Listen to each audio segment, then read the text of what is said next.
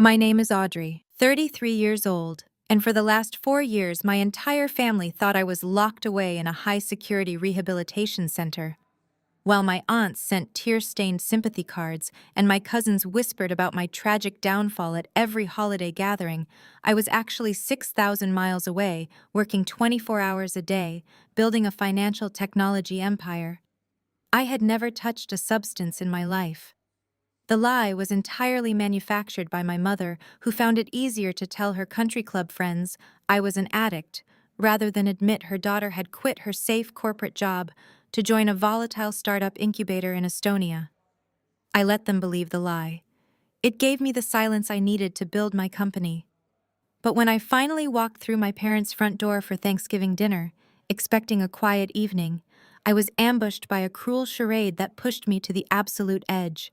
Before I continue this story, let me know where you are watching from in the comments below.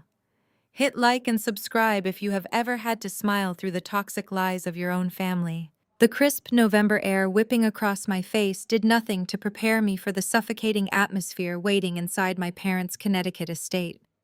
I had not stepped foot in this house for 4 long years.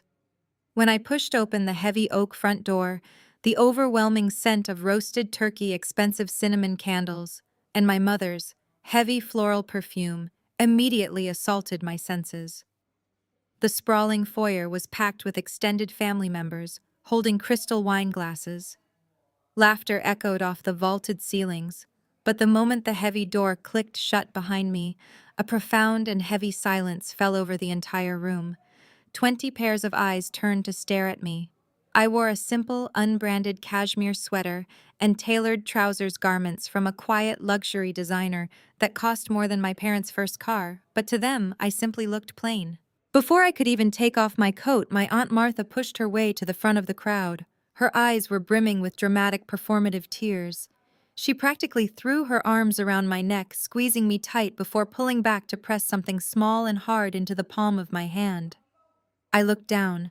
Resting against my skin was a heavy silver medallion. I stared at the engraved words.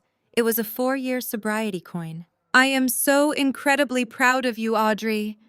Aunt Martha sobbed loudly, making sure her voice carried to every corner of the foyer. "We all are. 4 years clean. The journey must have been absolute hell, but you fought your demons, and you are finally home. Praise the Lord for your recovery."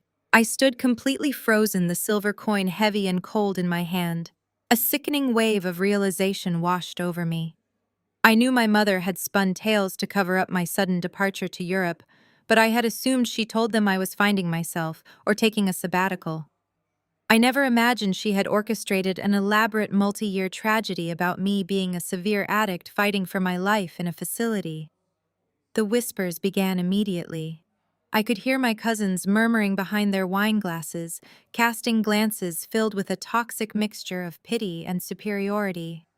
They were looking at me as if I were a fragile, broken thing that might shatter at any given moment.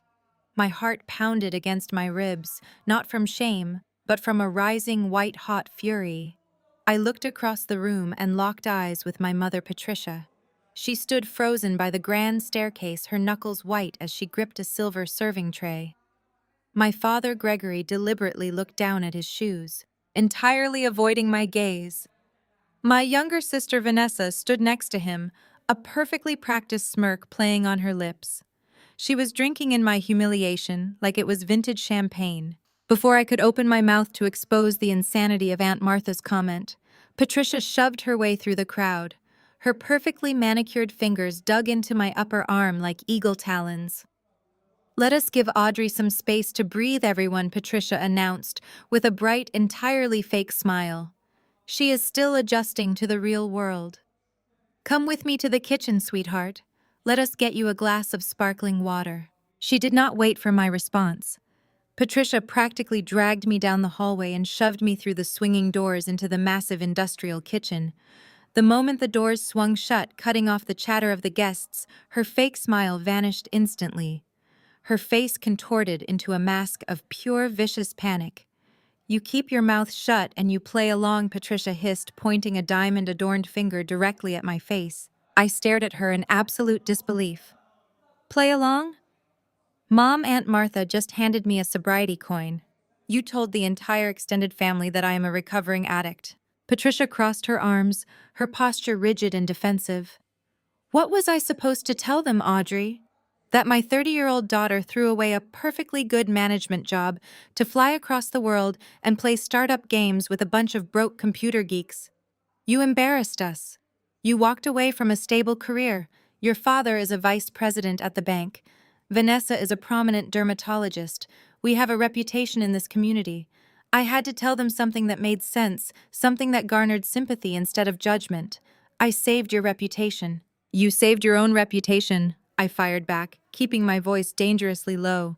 You fabricated an entire medical history, let the family mourn for me, and collected their sympathy like a trophy.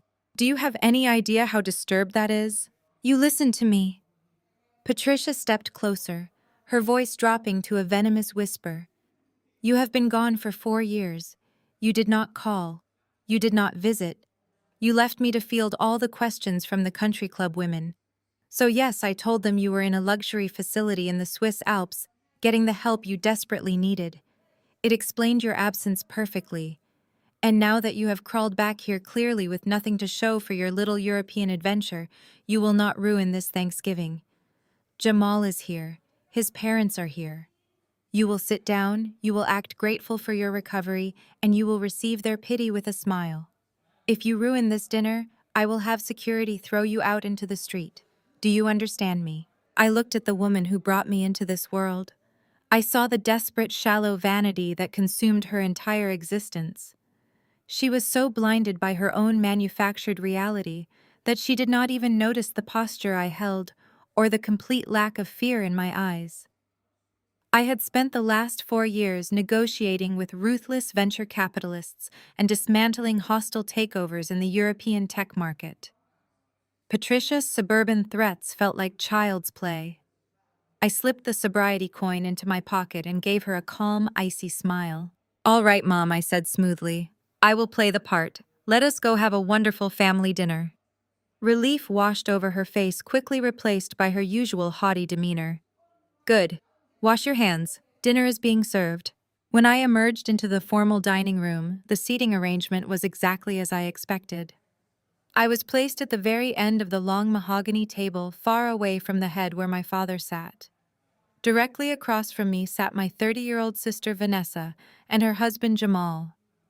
Jamal was a tall, strikingly handsome African-American man who exuded the kind of aggressive confidence that came from rapid financial success. As the chief executive officer of an elite real estate investment fund, Jamal never missed an opportunity to remind everyone in the room of his net worth. The dinner service began with agonizing tension. Plates of roasted pheasant and truffle mashed potatoes were passed around, but the conversation was entirely dominated by Jamal.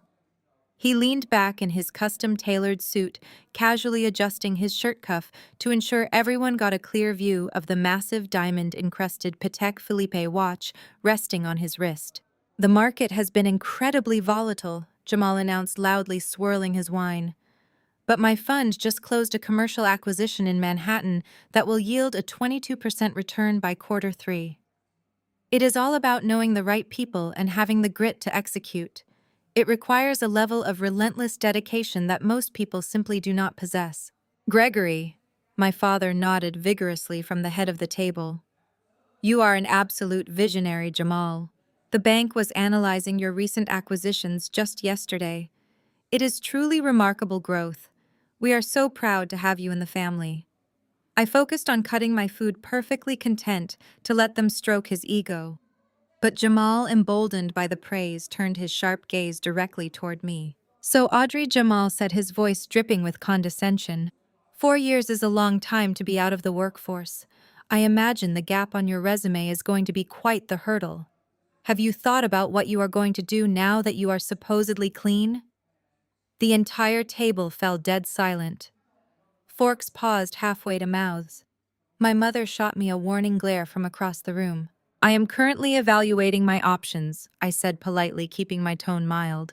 I have learned a lot over the past few years. Vanessa let out a sharp, mocking laugh. Evaluating your options. Audrey, be realistic. Nobody wants to hire someone with your history. The corporate world is brutal. You cannot just waltz back into a management position after spending 4 years in rehab doing art therapy and talking about your feelings. Jamal reached over and patted Vanessa's hand, playing the role of the benevolent, wealthy savior. Now, Vanessa, let us be supportive. Recovery is a tough road. Actually, Audrey, I was thinking about your situation on the drive over here. My firm owns several Class A commercial buildings downtown. We always need reliable staff for the overnight security shifts, or maybe someone to swipe badges at the front desk. The pay is minimum wage, but it is honest work. It would be a good way for you to learn accountability again. Starting at the absolute bottom builds character. I could pull some strings and get you an interview with the building manager. The sheer arrogance of his offer hung heavily in the air. He was publicly offering me a minimum wage security job at a building his company owned, cementing his status as the wealthy patriarch and my status as the pathetic charity case. Patricia beamed at him. "That is incredibly generous of you, Jamal." Patricia chimed in loudly. "Audrey, you should be thanking your brother-in-law. Not many people would stick their neck out for someone with your background." I carefully set my silver fork down on the porcelain plate. I wiped the corners of my mouth with a linen napkin, taking a moment to look at the faces surrounding me. They were completely intoxicated by their own perceived superiority. Jamal sat there radiating smug satisfaction, believing he had just put me firmly in my place at the bottom of the family hierarchy. I looked directly into Jamal's eyes, letting a slow, deliberate smile form on my face. The smile was not defensive. It was the calm, predatory smile of a woman who held all the cards. "That is a very generous offer, Jamal," I said, my voice steady and crystal clear, carrying perfectly across the silent dining room. "However, if I were you, I would be much less concerned about my employment status and far more concerned about your own." Jamal's smirk faltered slightly. He let out a dismissive chuckle. "Excuse me." I leaned forward just a fraction, resting my hands on the table. I heard some very interesting chatter from my contacts in Europe. Word on the street is that the parent company backing your real estate fund is launching a massive unannounced financial compliance audit next Tuesday. They are looking into inflated asset valuations and undisclosed offshore accounts tied directly to your executive team. I would strongly suggest you spend your weekend preparing your legal defense rather than worrying about front desk schedules.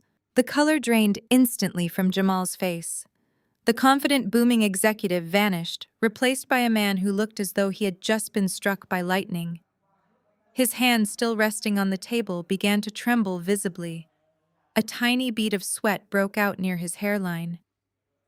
"What the hell are you talking about?" Jamal stammered, his voice suddenly lacking all of its previous bass. "That information is highly classified. Who told you that? You are making things up." Vanessa looked frantically from her husband to me. "What audit, Jamal? What is she talking about?" "My father." Gregory leaned forward, his banking instincts kicking in. "Audrey, financial audits of that magnitude are strictly confidential. There is no way you could possibly know about internal corporate restructuring from a rehabilitation center. Stop spreading malicious rumors at this table immediately." I picked up my wine glass, taking a slow sip of the sparkling water inside. I did not break eye contact with Jamal. His eyes were wide with genuine terror. He knew I was telling the truth. He knew the audit was real, and the fact that the disgraced, supposedly addicted sister sitting across from him knew about it terrified him down to his core. "Just a rumor I heard through the grapevine," I said lightly, setting the glass down. "You know how people talk. I am sure a visionary like you has nothing to hide, Jamal." The dining room descended into a chaotic, thick tension. Jamal abruptly dropped his napkin on his plate, muttering an excuse about needing to make an urgent phone call. He practically sprinted out of the dining room toward the outdoor patio. Vanessa stared at me with pure venom while my mother looked like she was about to suffer a stroke. I simply picked up my fork and took another bite of my dinner. The absolute devastation of this family had just begun, and they had absolutely no idea who they were actually sitting across from. Jamal returned to the dining room 20 minutes later. His custom-tailored suit suddenly looked a full size too big on his frame. The aggressive swagger he possessed just moments ago was entirely gone, replaced by a rigid, heavily forced posture. He avoided looking in my direction, keeping his eyes glued to his half-eaten plate of roasted pheasant. My mother Patricia, desperate to salvage the curated perfection of her Thanksgiving dinner, quickly clapped her hands and ushered everyone into the formal living room for espresso and pie. The living room was a grand monument to Patricia's obsession with status. Gilded mirrors hung above uncomfortable antique chairs, and massive family portraits dominated the walls, portraits that conveniently omitted my presence from the last 4 years. Once everyone had a cup of espresso or a heavy pour of cognac in hand, Vanessa stood up in the center of the Persian rug. She smoothed down the front of her emerald green silk dress and tapped her manicured fingernail against her crystal wine glass. The sharp, piercing, ringing sound demanded immediate and total silence from the gathered relatives. "Jamal and I have some incredibly exciting news to share with the family tonight," Vanessa announced. Her voice was pitched perfectly loud to ensure even the cousins hovering out in the hallway could hear every single word. "We were originally going to wait until Christmas to make the big reveal, but we simply cannot keep a secret this massive any longer. We officially signed the escrow papers yesterday morning. Jamal and I just closed on an $8 million penthouse in the financial district." A collective gasp of awe rippled through the crowded room. My mother actually squealed with delight, rushing forward to pull Vanessa into a highly dramatic performative embrace. My father, Gregory, set his expensive Scotch glass down on the marble mantel with a heavy, deeply approving thud. $8 million! Patricia gasped loudly, fanning her face with her hand, as if overcome by the sheer magnitude of the wealth. "Oh, Vanessa, that is magnificent. Tell us everything immediately." Vanessa preened under the spotlight, soaking up the envy of her aunts and uncles. "It is a triplex," she boasted, gesturing wildly with her hands. "Floor-to-ceiling glass overlooking the entire city skyline. It has a private elevator that opens directly into our personal foyer, and the kitchen is entirely outfitted with imported Italian marble that took 6 months to quarry. Jamal is having a custom temperature-controlled wine vault installed on the second level right now. It is honestly exhausting dealing with these high-end interior designers. They wanted to use generic European fixtures, but Jamal insisted on sourcing every single piece of hardware directly from exclusive artisans in Milan. The monthly maintenance fees alone are absolutely staggering, more than most people make in a decade, but when you want exclusive luxury in Manhattan, you have to be willing to pay the price." She rattled off the obscene financial details with the desperate, frantic energy of someone whose entire sense of self-worth was tied to a property deed.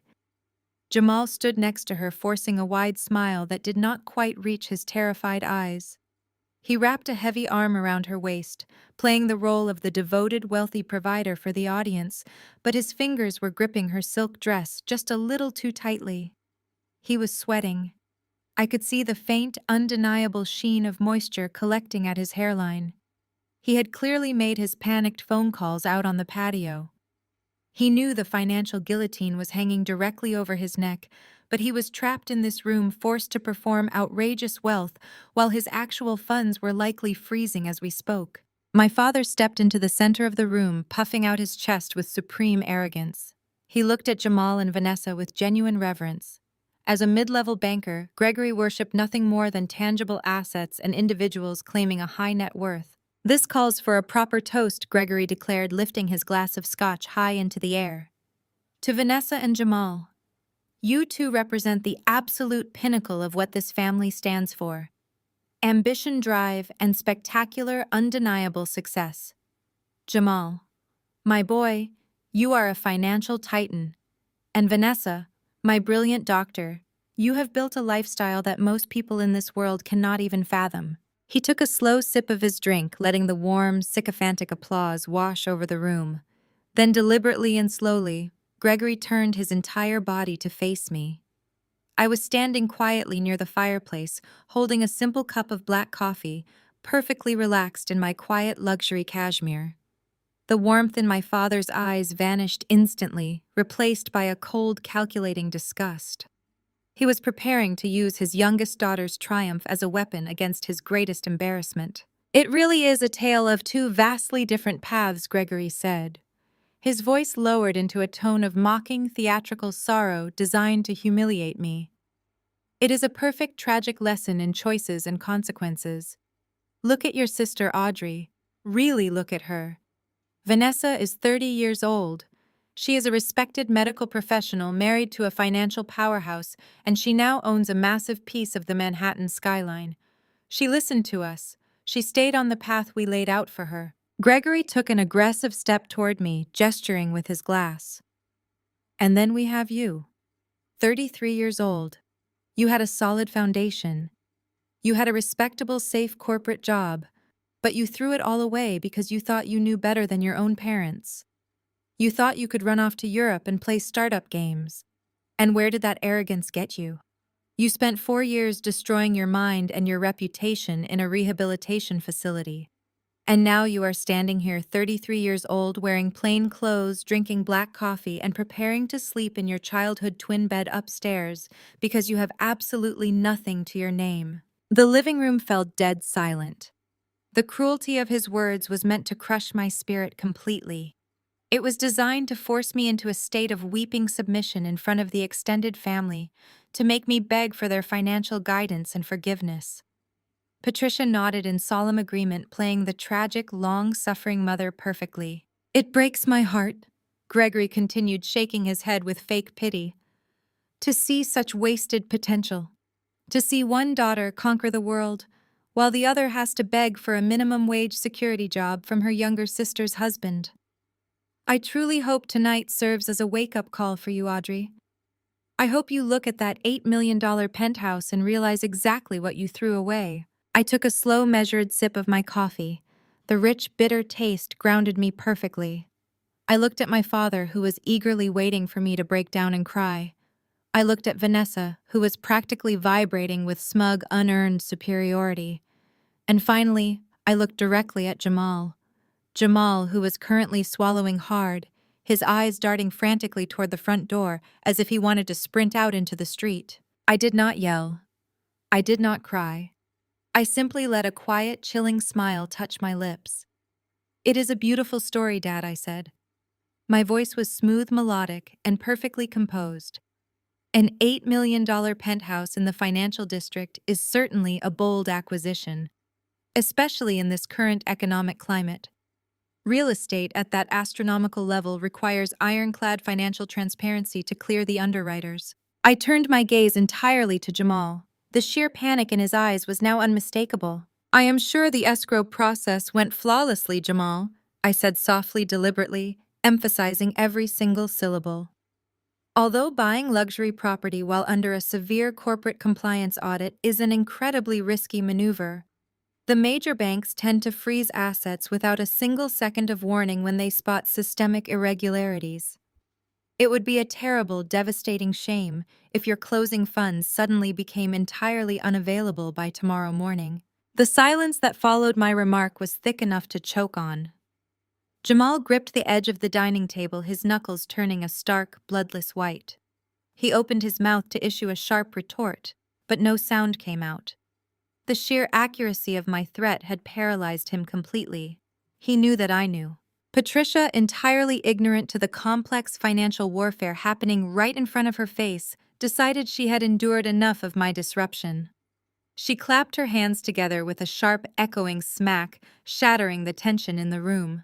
"We have entertained this ridiculous behavior long enough," Patricia declared, her voice trembling with manufactured outrage. "Audrey, your jealousy is making everyone uncomfortable. Jamal and Vanessa have achieved something magnificent, and your response is to spout absolute nonsense about bank audits. I will not have you ruining this night. Gregory, bring her into the study.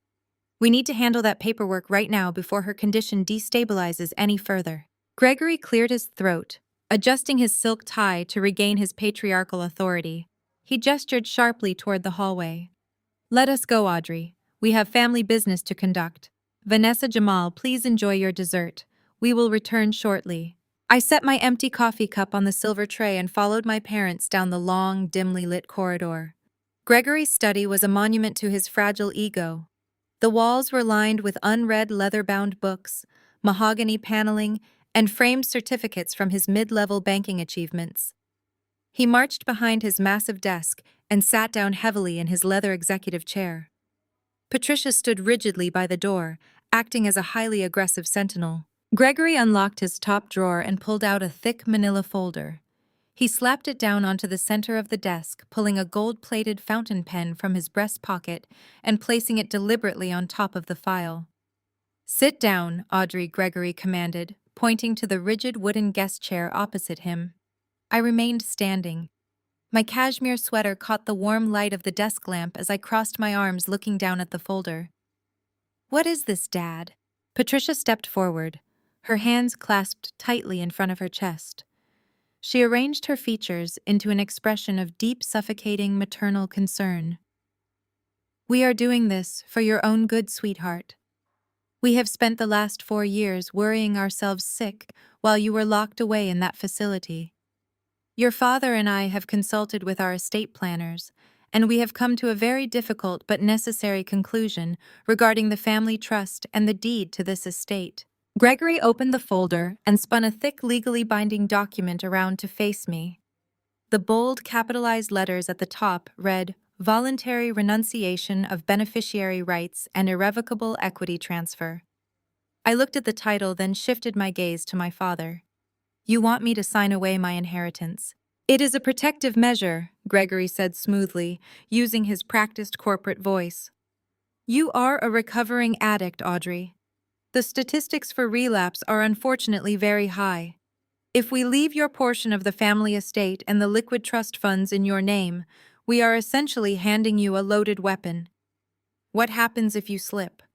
What happens if you start using again and suddenly have access to millions of dollars in equity?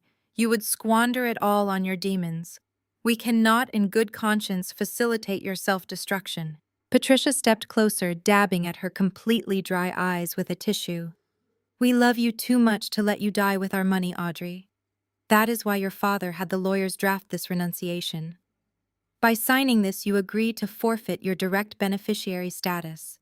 Your portion of the estate will be absorbed into a new consolidated master trust." "And who manages this master trust?" I asked, my voice deadly calm. "Your sister Vanessa and her husband Jamal," Gregory stated proudly. "They are the designated primary trustees. They have proven themselves to be incredibly responsible, financially savvy individuals.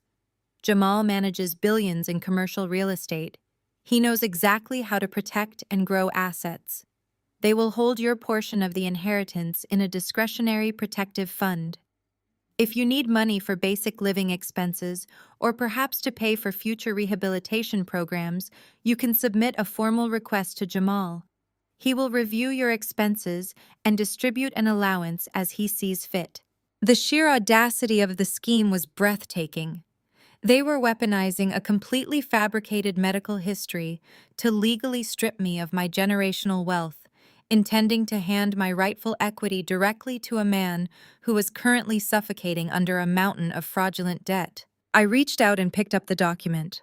As the chief executive officer of a financial technology unicorn that specialized in algorithmic fraud detection and anti-money laundering protocols, I had personally overseen the dismantling of offshore tax havens and predatory corporate contracts. Reading my father's little suburban legal trap was like reading a children's picture book. I flipped past the first page, my eyes scanning the dense legal jargon with rapid precision. It only took me 10 seconds to find the exact clause I was looking for. "This is a very interesting piece of paperwork, Dad," I said, tapping my manicured fingernail against Section 4, Paragraph B. "You claim this is a protective measure to keep me from squandering the family wealth. Yet this specific clause grants the primary trustees, meaning Jamal and Vanessa, the unrestricted right to leverage the total equity of the estate as collateral for outside corporate investments." Gregory blinked, clearly caught off guard that I actually understood the terminology. "That is standard boilerplate language for any asset management trust, Audrey. It allows the trustees to generate yield." "It is not standard boilerplate," I corrected him sharply, dropping the document back onto his desk. "It is a highly aggressive liquidity mechanism. It gives Jamal the legal authority to take out massive commercial loans using my inheritance and this entire estate as his personal piggy bank." I leaned forward, planting both hands flat on his mahogany desk, bringing my face inches from his. Let me tell you exactly what is happening here. Jamal did not just randomly suggest this master trust. He orchestrated it. He knows his real estate fund is severely overleveraged. He knows his corporate backers are breathing down his neck because his luxury acquisitions are bleeding cash. He is desperate for clean, unencumbered liquid collateral to secure emergency bridge loans.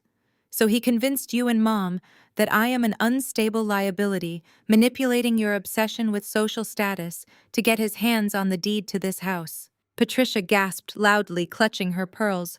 How dare you? Jamal is a visionary. He is trying to protect you. He is trying to save himself from federal indictment. Mom, I fired back, my voice turning to ice. If I sign this piece of paper, Jamal will pledge my equity to cover his margin calls. When his fraudulent fund inevitably collapses, the banks will seize this entire estate. You and Dad will be out on the street, and Jamal will blame the market volatility. You are not protecting me. You are handing the keys of your financial ruin directly to a con artist. Gregory's face turned a violent shade of purple. He slammed his fist down on the desk so hard the gold pen rattled. You insolent, paranoid child. This is exactly the kind of paranoid delusion they warned us about. Your brain is completely fried from whatever substances you abused in Europe. Jamal is a titan of industry. He just bought an $8 million penthouse. I straightened my posture, looking down at my father with a mixture of pity and absolute disgust. He was so blinded by the shiny veneer of Jamal's expensive suits and aggressive boasting that he could not see the massive financial sinkhole opening up directly beneath his own feet. I am not signing this, I stated with absolute finality. You will sign it, or you will pack your bags and leave this house tonight. Gregory threatened, his voice dropping into a guttural growl. You will walk out into the cold with absolutely nothing, and I will make sure not a single person in this family ever speaks your name again. I looked at the document. A brilliant, ruthless strategy formed instantly in my mind. Refusing to sign right now would just cause a screaming match, resulting in me leaving the house before I could properly detonate the explosive reality I had prepared for them. I needed to keep them placated just a little longer. I needed to ensure they felt perfectly victorious until the exact moment the trap snapped shut on Jamal's neck. I picked up the document again, letting my shoulders drop in a theatrical display of defeated exhaustion. I let a tremor enter my voice, playing the role of the broken, terrified addict they so desperately wanted me to be. I am just overwhelmed, I whispered, staring at the pages. I just got back. Everything is moving so fast. I need time to read through this properly. Let me take it up to my room. Let me process everything you have said. If you truly want to protect me, give me until tomorrow morning to read it. I will review the clauses. Patricia let out a long, dramatic sigh of relief. She walked over and placed a condescending hand on my shoulder. We know it is hard to accept help, Audrey, but this is the only way forward. Take it upstairs. Read it over. We will have the notary here at 9 o'clock tomorrow morning. Gregory grunted his approval, leaning back in his leather chair. Do not try anything foolish, Audrey. We have the upper hand here. I picked up the manila folder and tucked it under my arm. You certainly do, Dad. I will see you both in the morning. I turned and walked out of the study, maintaining my slow, defeated pace, until I reached the top of the grand staircase and slipped into the small guest bedroom. The moment the door clicked shut and the lock engaged, the fragile, exhausted facade vanished entirely. My posture snapped perfectly straight.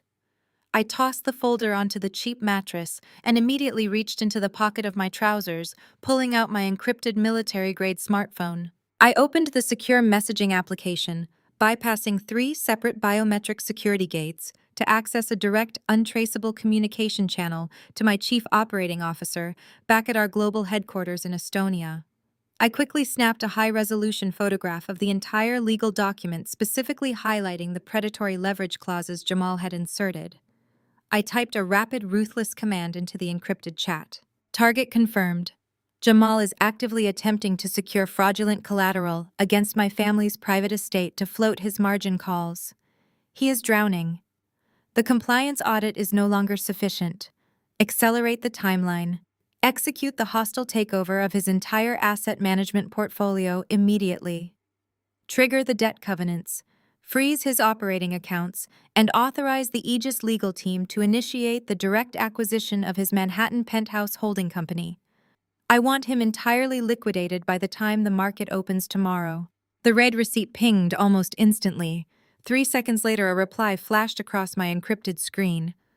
Orders received, CEO. The kill code has been initiated. His corporate accounts will be frozen within the hour. Aegis will own his entire portfolio before sunrise.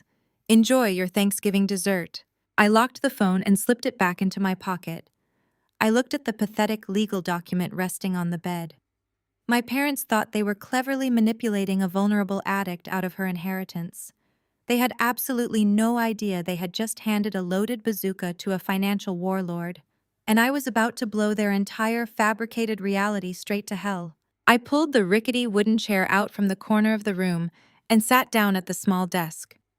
The moonlight filtering through the blinds illuminated the pages of the renunciation document. I needed to dissect every single legal trap Jamal had woven into this contract. I opened my encrypted laptop, feeling the familiar hum of the processor bringing my real world back to me. I bypassed the local firewall and connected directly to the Aegis central server in Tallinn, Estonia, while simultaneously opening a secure bridge to our compliance operations division in Singapore. My screen split into a dozen different diagnostic windows. I began cross-referencing the specific verbiage in paragraph 4 with Jamal's publicly filed corporate charter. It was worse than I originally thought. Jamal was not just looking for a standard commercial bridge loan. He had structured this master trust to act as a blind collateralized loan obligation. By funneling my inheritance into his discretionary fund, he was attempting to artificially inflate his Tier 1 capital ratio. His real estate fund was bleeding out from toxic mezzanine debt he had taken on to finance his absurd lifestyle, including that $8 million penthouse. My chief financial officer, a ruthless quantitative analyst based in Singapore, pinged the secure chat. CEO, we have penetrated his corporate shell structure. His debt-to-equity ratio is currently sitting at an unsustainable 95%. He is facing a catastrophic margin call at the opening bell tomorrow. The Manhattan property acquisition severely depleted his remaining liquidity reserves. I typed my response, my fingers flying across the keyboard. He is trying to use my family estate as a collateralized guarantee to secure a syndicated loan from offshore lenders. I want you to intercept that syndication process. Intercepting now, my CFO replied. We are mobilizing our distressed asset division. How aggressive do you want us to proceed with the acquisition strategy? Maximum aggression, I typed. Initiate a hostile takeover protocol. I want our algorithms to sweep the dark pools and buy up every single piece of his outstanding senior debt on the secondary market. I want Aegis to become his majority creditor by 3 o'clock in the morning. Once we hold his debt, execute an immediate demand for repayment due to a breach of financial covenants.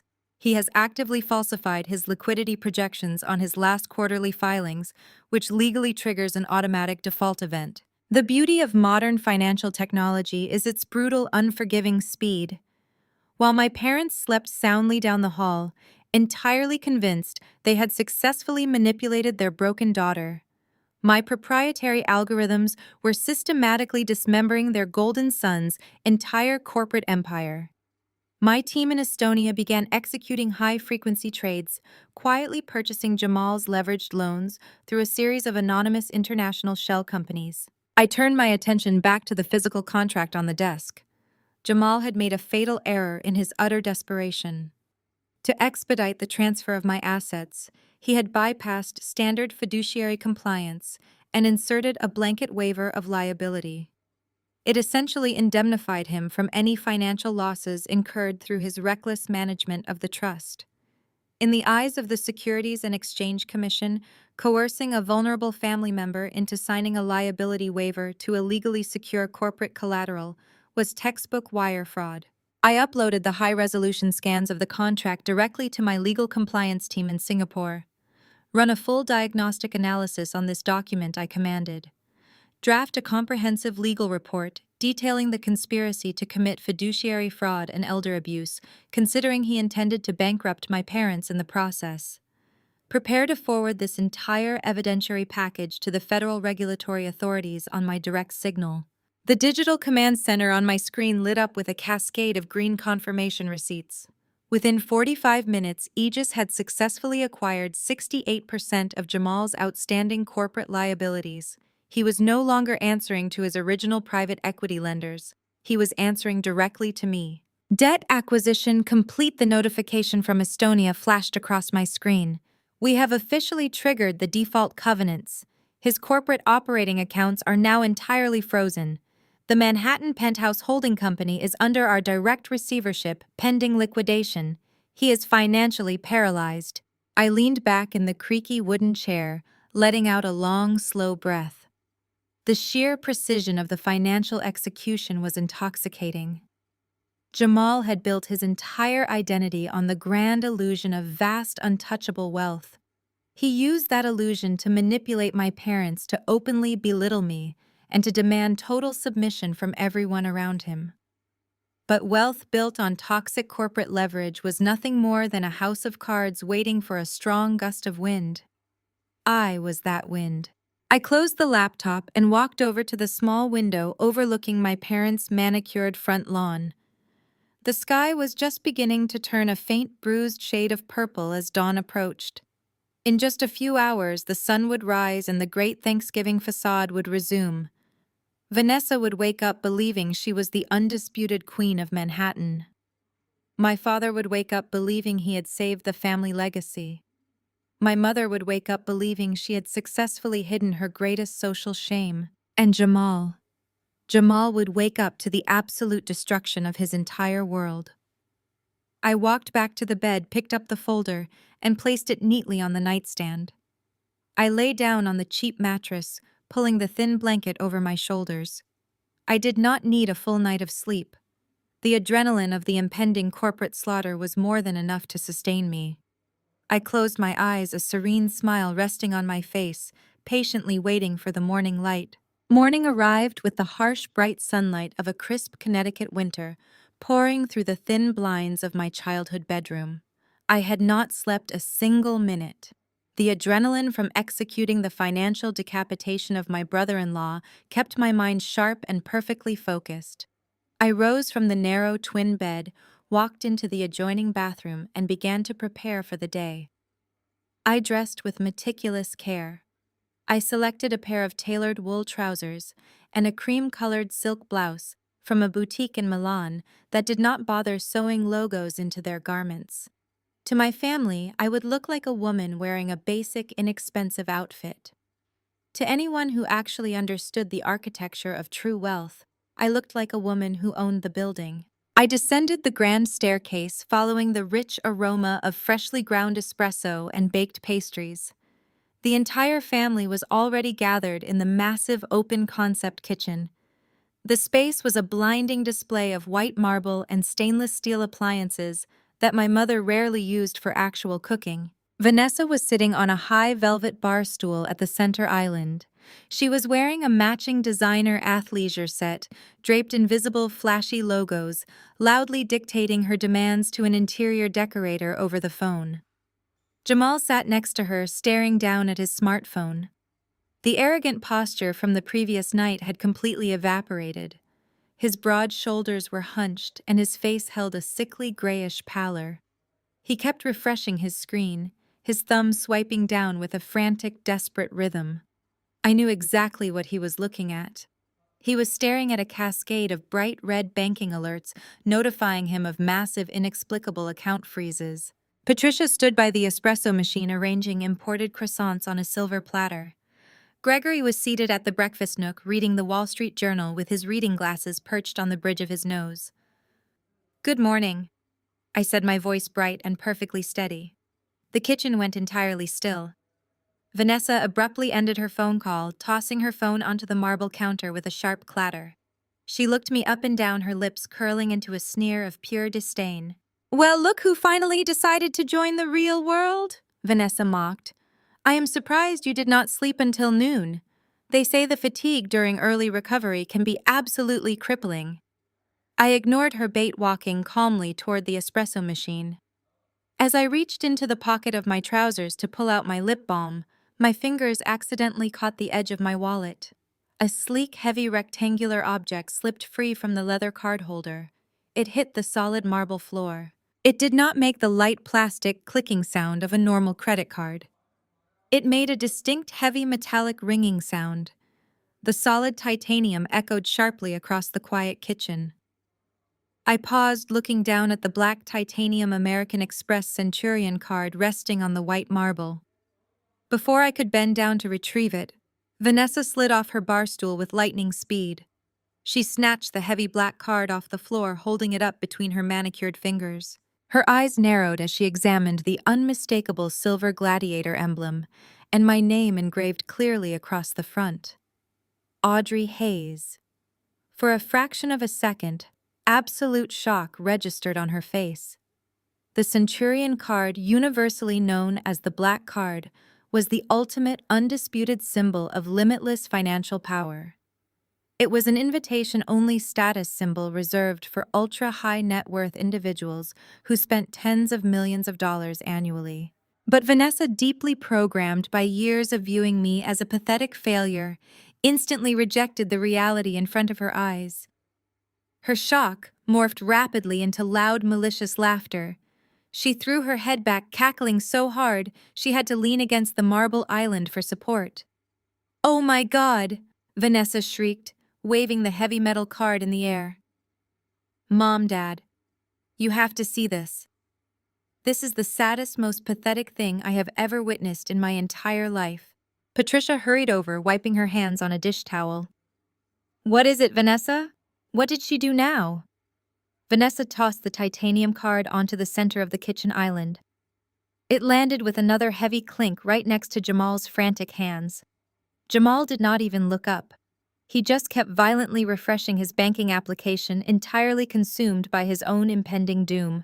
"She bought a fake black card," Vanessa wheezed, wiping a tear of laughter from her eye. "Audrey actually went on the internet and ordered a fake metal American Express prop card with her name printed on it. She carries it around in her pocket to pretend she is rich."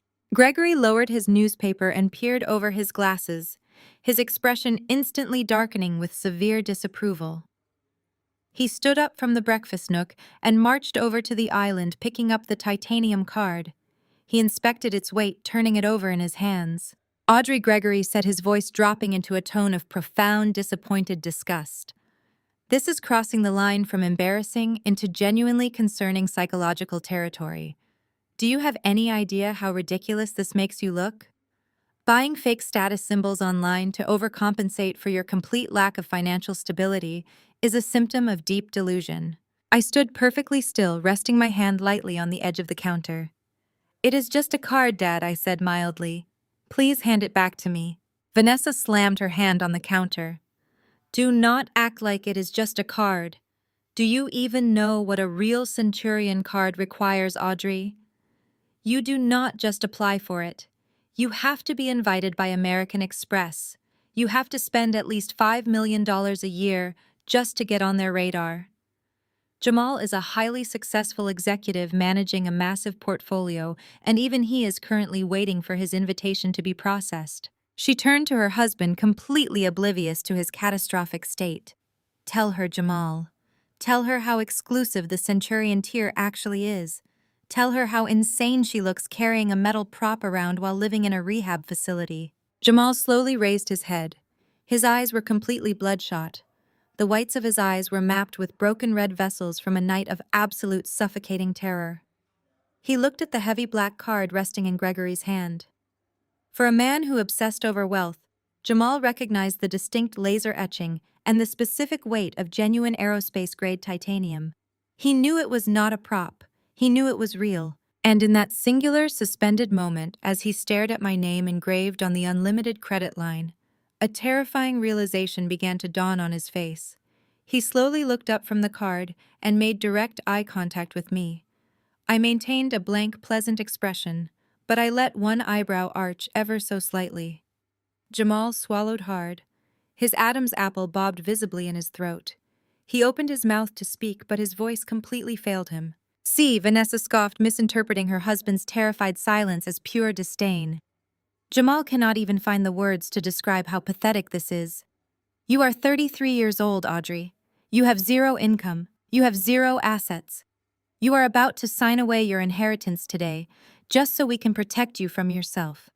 And you are standing here playing dress-up with fake billionaire toys. Patricia stepped forward, her face twisting into a mask of tragic maternal sorrow. She reached out and tried to grab my arm, but I smoothly stepped out of her reach. This is exactly why we need to execute that trust document this morning, Patricia announced to the room. Audrey is clearly suffering from severe delusions of grandeur. It is a common side effect of prolonged substance abuse. She is trying to construct a fake reality where she is a successful businesswoman to cope with the trauma of her failures.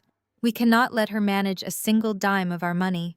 If she is willing to buy fake credit cards to feed her ego, imagine what she would do with real cash. I looked at my mother. The sheer confidence with which she diagnosed my fabricated mental illness was a masterclass in gaslighting. She was using a piece of physical evidence that proved my astronomical wealth as the very justification to declare me legally incompetent. You are right, Mom, I said quietly, keeping my voice devoid of any defensive anger. It is very important to live in reality. Living beyond your means or pretending to possess wealth that does not actually exist is a very dangerous game. It usually leads to a complete catastrophic collapse. Is that not right? Jamal? Jamal physically flinched at the sound of his name. He dropped his phone onto the marble counter. His hands were shaking so badly he had to hide them under the edge of the island. Vanessa rolled her eyes aggressively, entirely missing the lethal double meaning of my words. Do not try to deflect your embarrassment onto my husband, Audrey. Jamal operates in a financial stratosphere you cannot even comprehend. He just bought an $8 million property in Manhattan. You buy fake metal cards on Amazon for $20. You two are not playing the same sport. You are not even on the same planet. I smiled warmly at my sister. The level of dramatic irony was so thick it was almost suffocating. She was fiercely defending a man who was currently holding less liquid capital than the spare change residing at the bottom of my purse. Dad, I said, holding my hand out toward Gregory. May I have my card back, please? I would like to get my coffee now. Gregory glared at me. He tossed the titanium card onto the marble counter. It slid across the smooth surface and stopped right in front of me. Grow up, Audrey, he muttered bitterly. Stop playing these pathetic, childish games.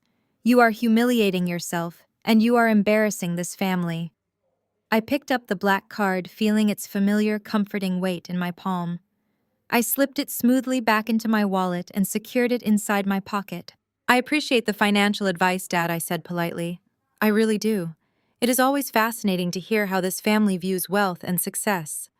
It is going to make the rest of this weekend incredibly educational. I turned my back on them, pressed the button on the high-end espresso machine, and listened to the loud grinding of the coffee beans. Behind me, Vanessa went right back to loudly demanding specific Italian marble finishes for a penthouse she no longer owned. Gregory returned to his newspaper thoroughly convinced he had just imparted great wisdom upon his broken daughter. Patricia hummed a self-satisfied tune as she arranged her pastries. And Jamal remained completely silent, staring a hole through my back, realizing that the quiet, supposedly disgraced sister making coffee was the very architect of his absolute destruction. I finished my espresso in silence, letting the rich warmth settle in my chest, before turning back to face the kitchen. The remainder of the morning dissolved into a frantic, chaotic whirlwind of manufactured prestige. Delivery trucks began pulling into the long circular driveway, unloading towers of crystal glassware, massive floral centerpieces woven with imported orchids, and crates of premium champagne. My parents were hosting a lavish evening cocktail party, an extravagant affair designed exclusively to showcase Vanessa and Jamal's supposed $8 million real estate triumph to the local elite. Everyone who was anyone in their affluent social circle had been invited. Mayors, hedge fund managers, and country club board members were all expected to arrive by 7 o'clock. I watched the catering staff scurry through the hallways, transforming my childhood home into a staging ground for my family's insatiable vanity. Vanessa was barking conflicting orders at the floral arrangers, insisting the orchids needed to perfectly match the emerald hue of her designer gown. Gregory was pacing the foyer, loudly practicing his welcoming speech to an imaginary audience. Jamal, however, had completely vanished.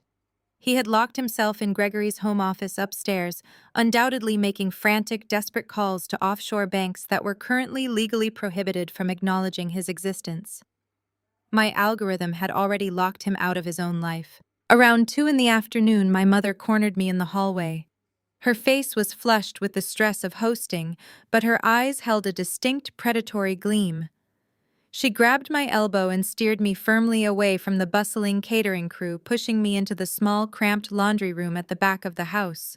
She shut the door behind us, instantly cutting off the noise of the party preparations. Patricia turned to the ironing board and picked up a clear plastic garment bag. She thrust it into my chest. I took the bag, peering through the plastic. Inside was a crisp, stiff, black and white server's uniform, complete with a black bow tie and a thick canvas apron. I looked up at my mother, raising an eyebrow in silent question. "You are going to wear this tonight," Patricia instructed, her voice dripping with artificial sweetness. "The catering company is short-staffed, and I told them my daughter would be more than happy to step in and assist with passing out the hors d'oeuvres. It is the perfect arrangement, Audrey." I ran my hand over the cheap polyester material of the uniform. "You want me to work as a server at your cocktail party? At a party hosted in my own family home?" Patricia crossed her arms, adopting her deeply concerned therapeutic tone. "It is for your own good, sweetheart. We read all the literature about early recovery. Idle hands are the devil's workshop. If you mingle with the guests, you might get overwhelmed by the champagne and the rich food.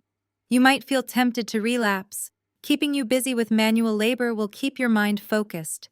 It builds character. Plus, it will help you reintegrate into the workforce at a level you can actually handle. You have to start somewhere after throwing 4 years of your life away." It was a masterful performance of maternal gaslighting, but the truth was blindingly obvious. She did not care about my supposed recovery. She was terrified. She was terrified that her country club friends would ask me questions about my time in Europe. She was terrified I might accidentally expose the fact that her brilliant, flawless family narrative was a complete fabrication. By forcing me into a server's uniform, she was rendering me socially invisible. Guests do not make small talk with the help. Guests do not ask the woman holding the appetizer tray about her career trajectory. To the wealthy elite attending tonight, I would just be background noise. I looked at the cheap black apron, feeling a deep, familiar wave of history washing over me. "You are doing it again, Mom," I said quietly, keeping my voice perfectly level.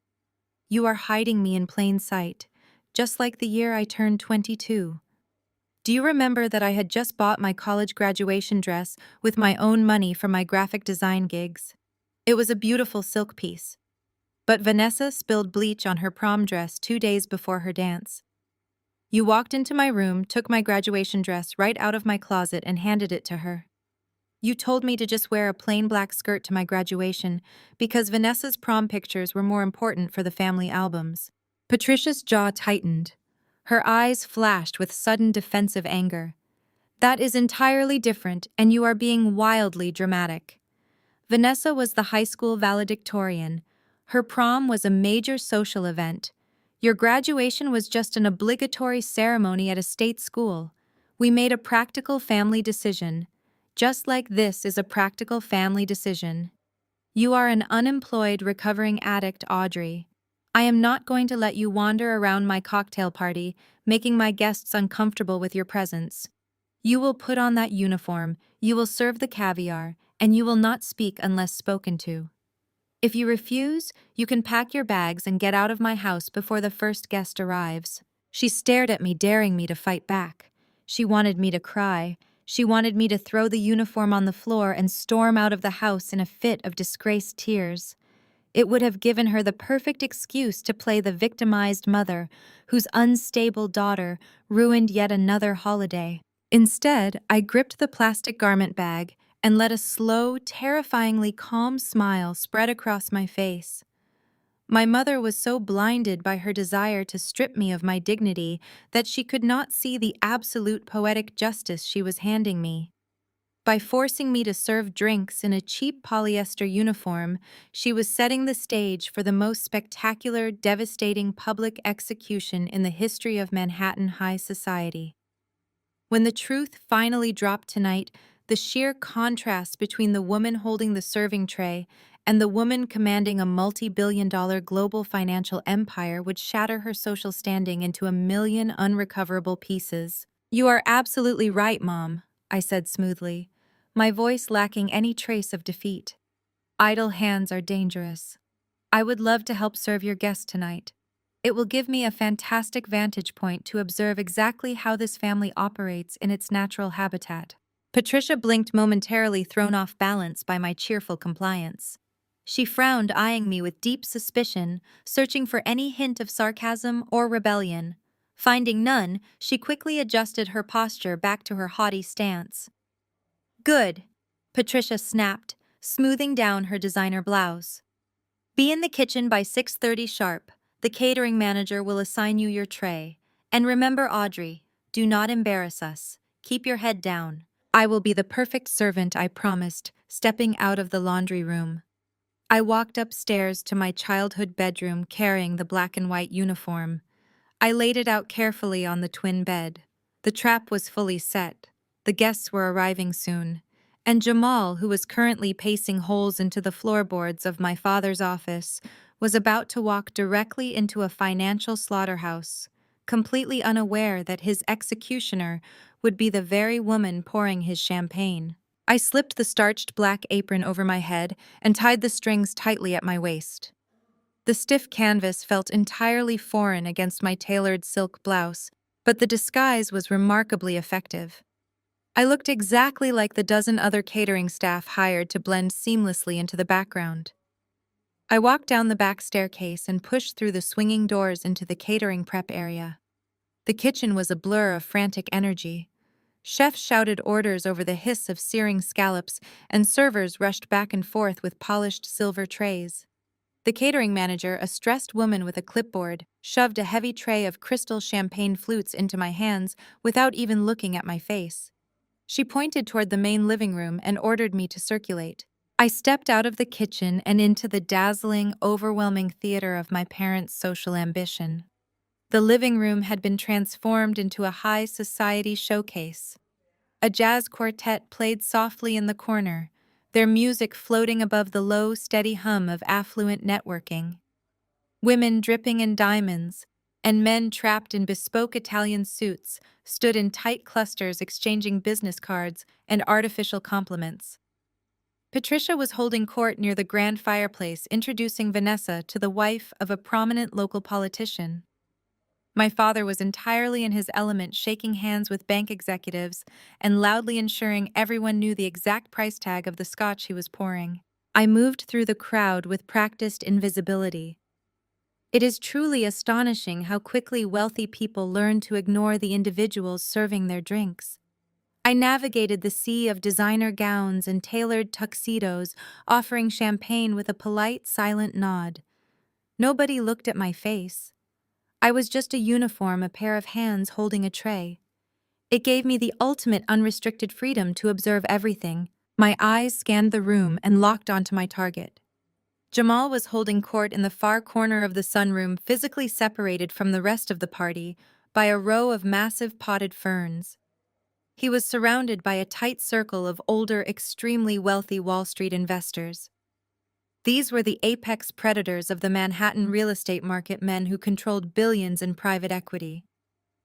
Jamal stood in the center of their circle, projecting an aura of absolute dominance.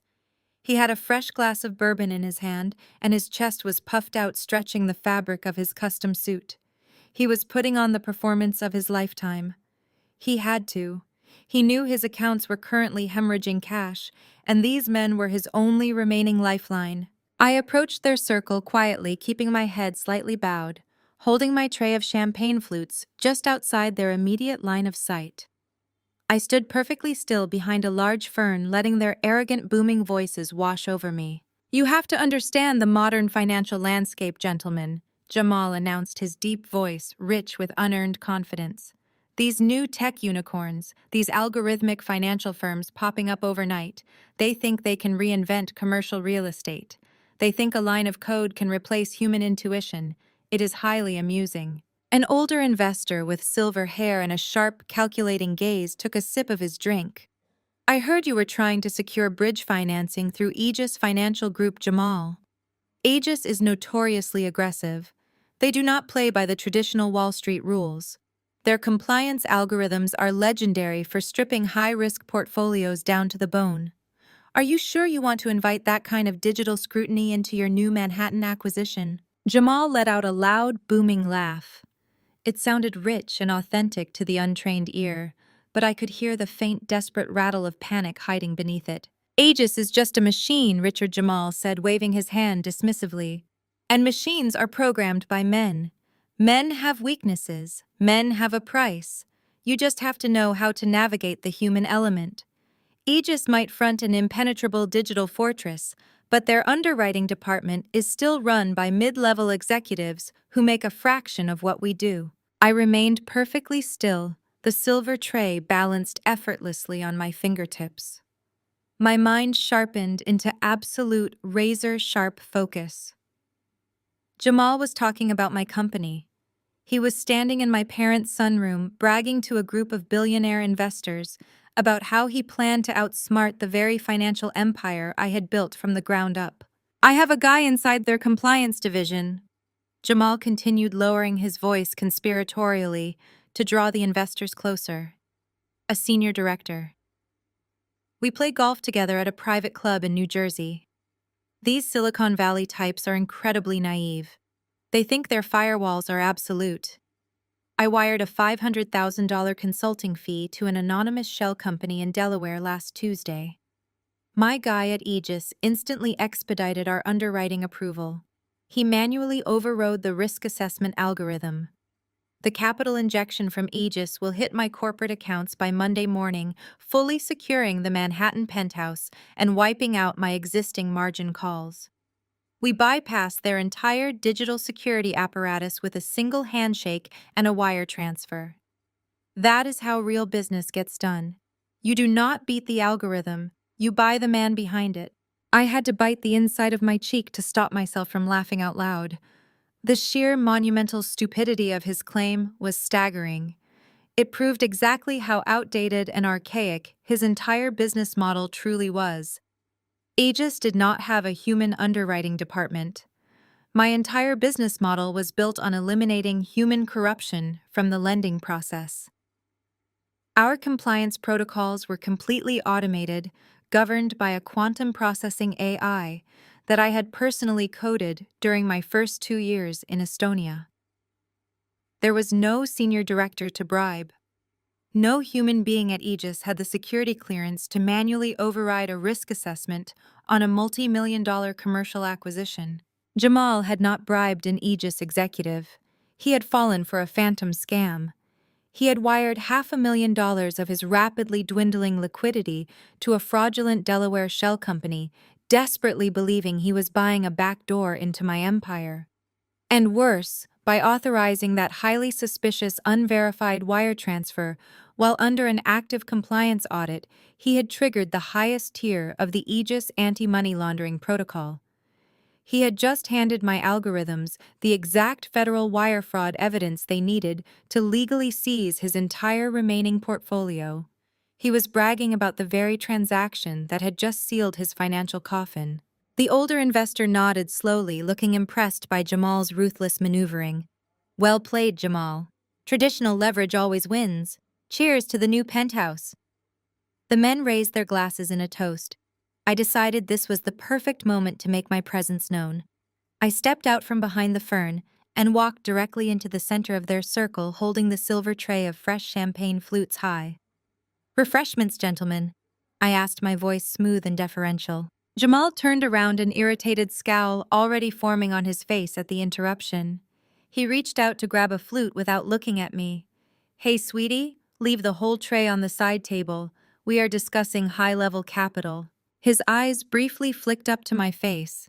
The moment he recognized me, his hand froze mid-air. The irritated scowl vanished instantly, replaced by a cruel, deeply satisfied smirk. He looked at my cheap black apron, taking in the harsh reality of my uniform. To him, my threat from the dinner table the night before was now completely neutralized. How could a woman serving drinks in a polyester apron possibly have insider knowledge about an international corporate audit? He believed I was exactly what my parents said. I was a delusional, broken addict, making up wild stories to feel important. Well, well, well, Jamal drawled, his voice dripping with venomous condescension. Look who decided to join the working class. The investors turned to look at me, their expressions shifting to polite confusion. Jamal gestured toward me with his bourbon glass, making sure he had the full, undivided attention of every wealthy man in the circle. Gentlemen, I would like to introduce you to my sister-in-law, Audrey, Jamal announced loudly. Audrey has had a very rough few years.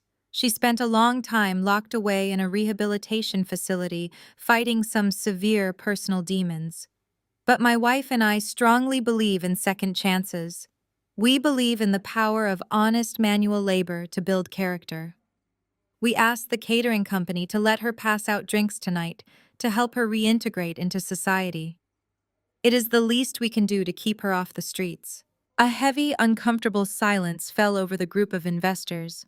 They looked at me with deep, agonizing pity. They saw a tragic charity case, a ruined woman forced to serve drinks at her successful sister's celebration. I did not flinch. I did not break eye contact with Jamal. I maintained my perfectly pleasant, icy smile. I extended the silver tray slightly closer to him. It is incredibly gracious of you to host me, Jamal, I said, my voice carrying the melodic, polished tone of a seasoned corporate executive. Though I must say relying on manual overrides in a digital compliance ecosystem is an incredibly dangerous strategy. Especially when the Delaware shell company you wired funds to was flagged by federal algorithms for money laundering 48 hours ago. Jamal's smirk completely dissolved. The glass of bourbon in his hand tilted dangerously, spilling a few drops of amber liquid onto his expensive leather shoes. I leaned in just a fraction of an inch, ensuring my voice was low enough that only he could hear the distinct, lethal clarity of my words. Enjoy the champagne, Jamal, I whispered.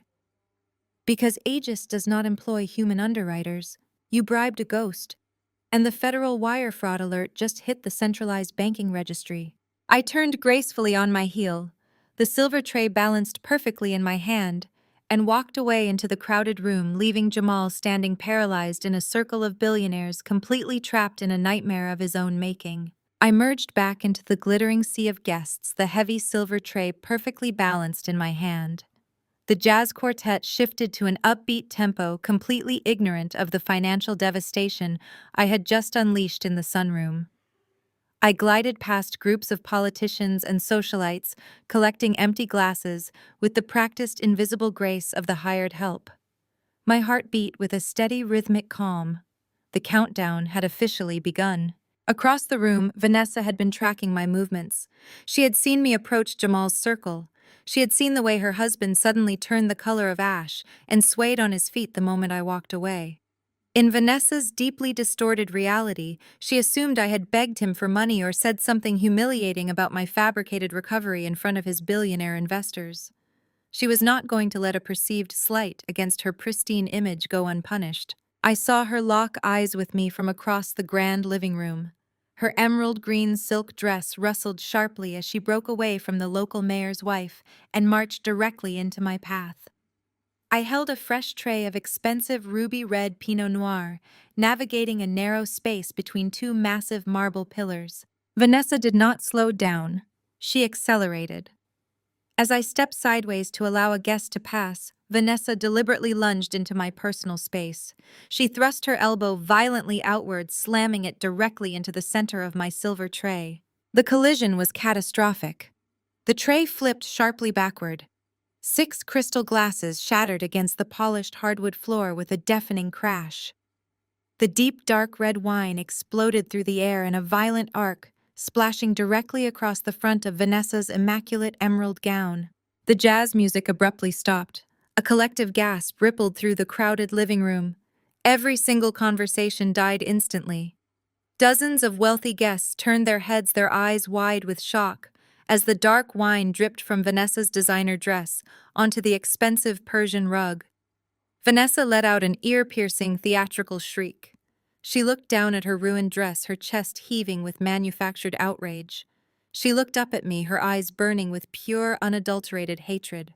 Before I could even lower the empty silver tray, Vanessa raised her hand and swung with all her might. The slap echoed through the silent room like a gunshot. Her palm connected hard with my left cheek. The sheer force of the impact snapped my head to the side. A sharp, metallic taste of blood instantly flooded my mouth where my teeth cut into the inside of my cheek. The physical sting radiated across my skin, but I did not stumble. I stood perfectly straight, my feet planted firmly on the floor, absorbing the blow with total terrifying silence. "You worthless, drug-addicted scum!" Vanessa screamed, her voice cracking with hysterical fury. Her impeccable high society facade was completely gone, replaced by a vicious, snarling monster. "Look what you did. This is a custom couture gown. You ruin absolutely everything you touch. You cannot even hold a simple tray without failing." The crowd murmured in horrified agreement. The wealthy socialites and bank executives whispered behind their hands, casting glances of absolute disgust in my direction. They saw exactly what my family wanted them to see: a pathetic, unstable addict who could not even handle basic manual labor without causing a disaster. Patricia came sprinting through the crowd, her face a mask of absolute horror. She grabbed Vanessa's arm, gasping as she inspected the wine stain. Gregory followed closely behind, his face dark red with volcanic anger. "I told you not to let her out of the kitchen," Patricia hissed at Gregory, her voice loud enough for the closest guests to hear. I knew she was too unstable for this. Her hands are probably shaking from withdrawal. Look at what she has done to her sister on the most important night of her life. Gregory stepped right up to my face, pointing a thick finger at my chest. "Get out of this room immediately," he ordered, his voice a low, threatening growl. "Go to the kitchen, take off that uniform, and pack your bags. You are leaving this house tonight. I am done trying to save a degenerate who refuses to be saved." Vanessa was not finished. Emboldened by our parents' protection and the sympathetic murmurs of the crowd, she took another aggressive step toward me. "You are a complete parasite, Audrey," Vanessa spat, pointing a shaking finger at my face. "You are nothing but a bottom-feeding addict, trying to drag this entire family down into the gutter with you. Jamal and I have worked our entire lives to build an empire. We are successful, we are wealthy, we are respected. And you are just a jealous, miserable failure who cannot stand the fact that we have everything you will never have. Get out of my sight and crawl back to whatever miserable rehab clinic spat you out." The sheer volume of her delusion was breathtaking. I looked at the crowd surrounding us. The mayor's wife was shaking her head in pity. A prominent hedge fund manager was looking at me like I was a diseased rat that had scurried into a Michelin-starred restaurant. My mother was actively apologizing to the guests, begging them to excuse the chaotic behavior of her deeply troubled daughter. I slowly raised my hand and wiped a single drop of blood from the corner of my mouth. I looked at the dark red smear on my thumb, then shifted my gaze back to Vanessa. My cheek was burning, but my heart was incredibly, beautifully calm. I did not raise my voice. I did not cry. I simply looked at her with a level of cold, piercing clarity that made her momentarily falter. "Are you quite finished, Vanessa?" I asked, my voice carrying clearly across the dead, silent room. Vanessa opened her mouth to scream another insult, but the sound died in her throat. The heavy, polished oak doors of the sunroom suddenly burst open. Jamal stumbled into the main living room.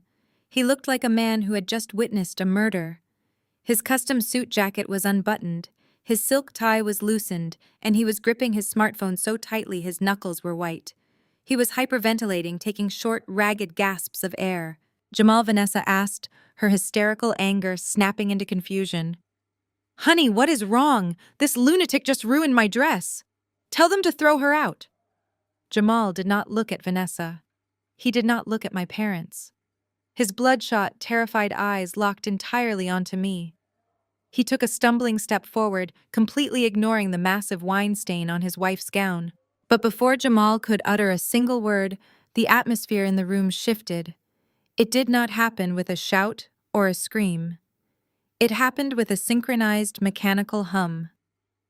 In the pockets and purses of nearly every single wealthy guest in the living room, cell phones began to vibrate and chime simultaneously. It was not just one or two phones, it was dozens. The prominent hedge fund manager pulled his phone out of his breast pocket. The local politician checked his screen. Gregory frowned, reaching into his jacket as his own device began to buzz aggressively. The synchronized chiming was impossible to ignore. It started as a low murmur of vibration and quickly escalated into a chaotic symphony of digital alerts. The distinct urgent ping of the Wall Street Journal breaking news app echoed from the corner. A second later, the sharp double tone of Bloomberg terminal alerts sounded from the pockets of the hedge fund managers.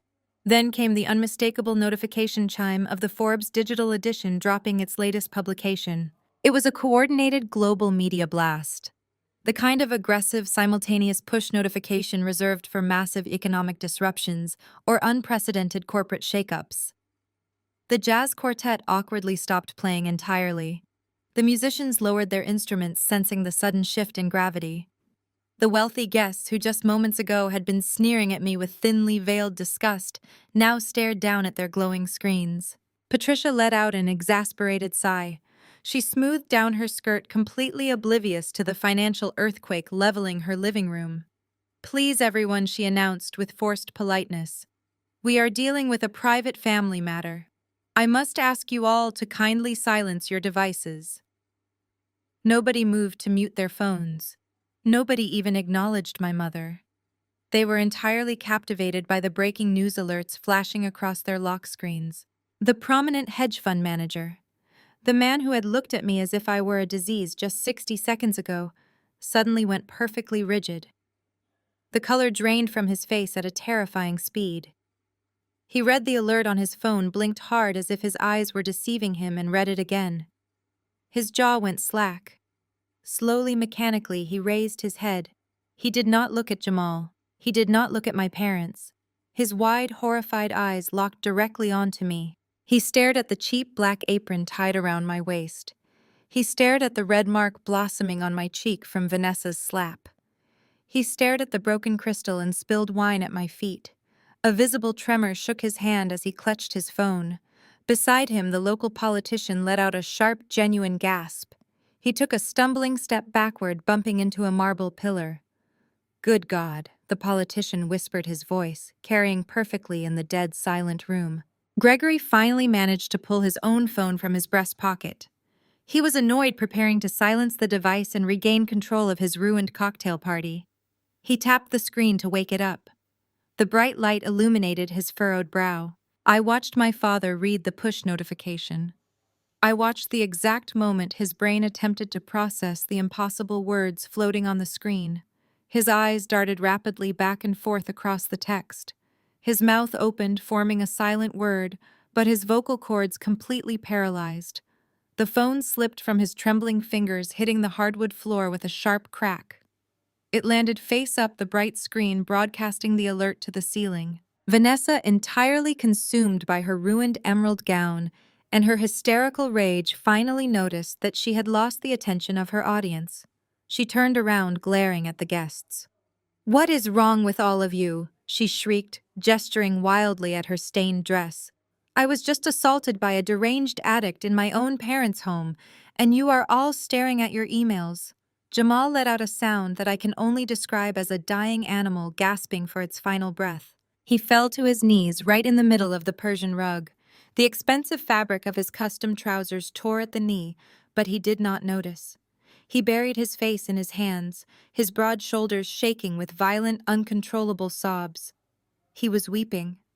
The aggressively arrogant real estate titan, the man who had offered me a minimum wage security job just 24 hours ago, was sobbing on the floor like a terrified child. Jamal, Vanessa screamed, rushing over to him and grabbing his shoulder.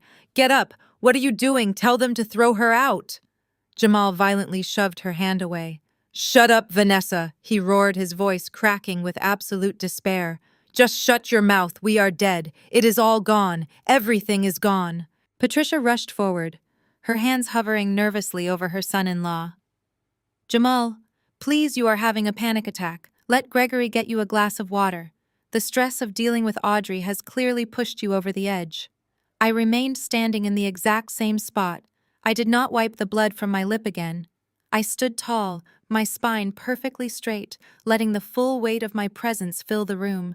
The cheap canvas apron felt like royal armor. My phone secured safely in my pocket gave a single quiet vibration. My chief operating officer in Estonia had just sent the confirmation code.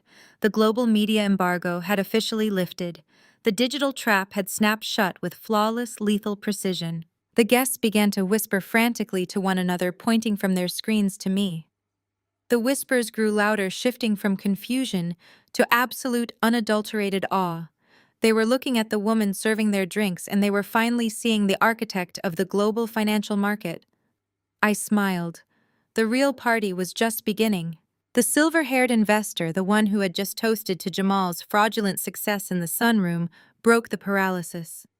He took a slow, unsteady step toward me. The crystal champagne flute in his left hand slipped from his numb fingers. It hit the hardwood floor, shattering into a dozen sparkling fragments, but not a single person in the room flinched or looked down. All eyes were locked in a violent volley between the glowing screens of their smartphones and my face. He raised his phone, his arm shaking so violently the screen blurred. He looked at the digital image, then looked up at me, tracing the lines of my face, the exact angle of my jaw, the cold indifference in my eyes. "It is you," the investor gasped, his voice stripped of all its previous Wall Street arrogance. He sounded like a man who had just stepped off a cliff and was waiting for the impact. "You are the founder. You are the chief executive officer of Aegis." Patricia let out a sharp, breathless scoff. "Do not be ridiculous," she snapped desperately, trying to reassert her dominance over the collapsing room. "She is a recovering addict. She just spent 4 years in a facility in Switzerland. She is wearing a catering apron, for heaven's sake." A young, sharply dressed tech venture capitalist standing near the marble fireplace completely ignored my mother. His hands flew across the glass surface of the smart home control panel resting on the coffee table. With a rapid sequence of taps, he hijacked the massive 85-inch OLED television mounted directly above the mantel. The serene looping slideshow of classical Renaissance paintings instantly vanished. In its place, mirrored in ultra-high definition for the entire room to witness, was the live digital front cover of Forbes magazine. The collective intake of breath from the crowd sucked all the oxygen out of the grand living room. The image on the massive screen was undeniable. It was a stark, brilliantly lit studio portrait of me. In the photograph, I was wearing a tailored jet-black power suit, sitting in a sleek leather chair, staring directly into the camera lens, with the exact same predatory, unflinching calm I was projecting right now. I looked like a financial warlord, but it was the massive, bold white text stamped across my chest that completely shattered my family's fabricated reality. Audrey, the 33-year-old eye queen who just swallowed Manhattan. Beneath that, a smaller piercing sub-headline read, "Inside the secret 4-year European exile that birthed Aegis Financial Group, the algorithmic titan, currently rewriting the rules of global wealth." The words hung there glowing brightly above the fireplace, a digital monument to my absolute triumph. Gregory stared at the television screen. His mouth hung open. The muscles in his jaw twitched erratically.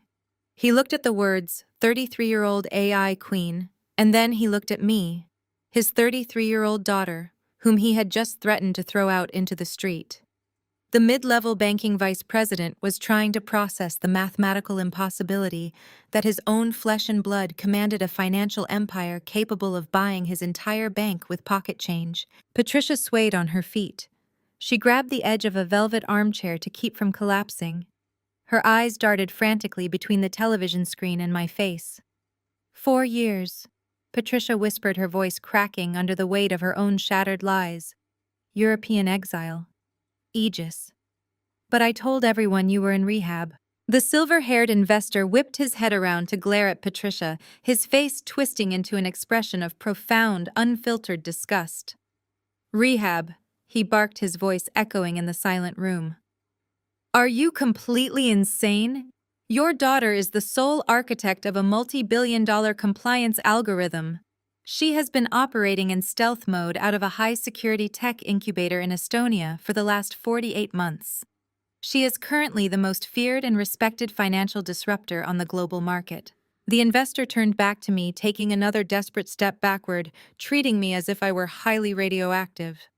He suddenly remembered the conversation he had just participated in within the sunroom. He remembered listening to Jamal brag about bribing a senior director at Aegis.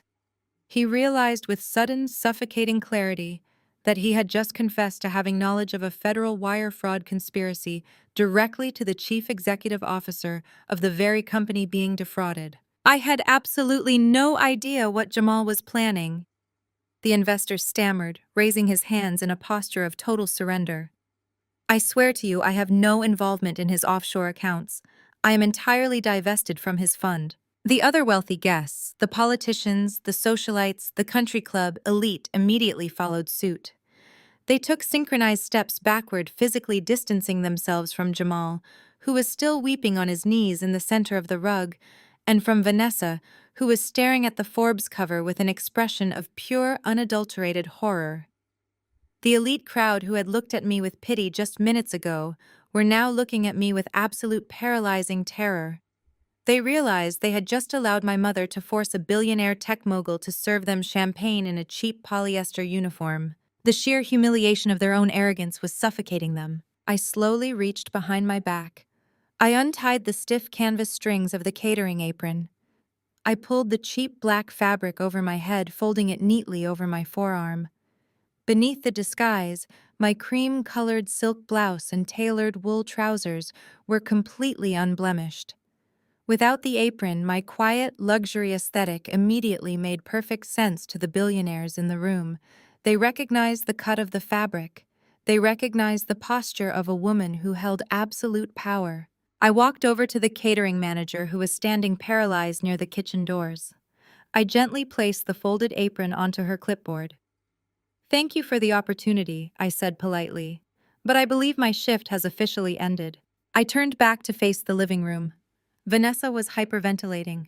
She looked down at her ruined emerald gown, then up at the towering image of my face on the television screen.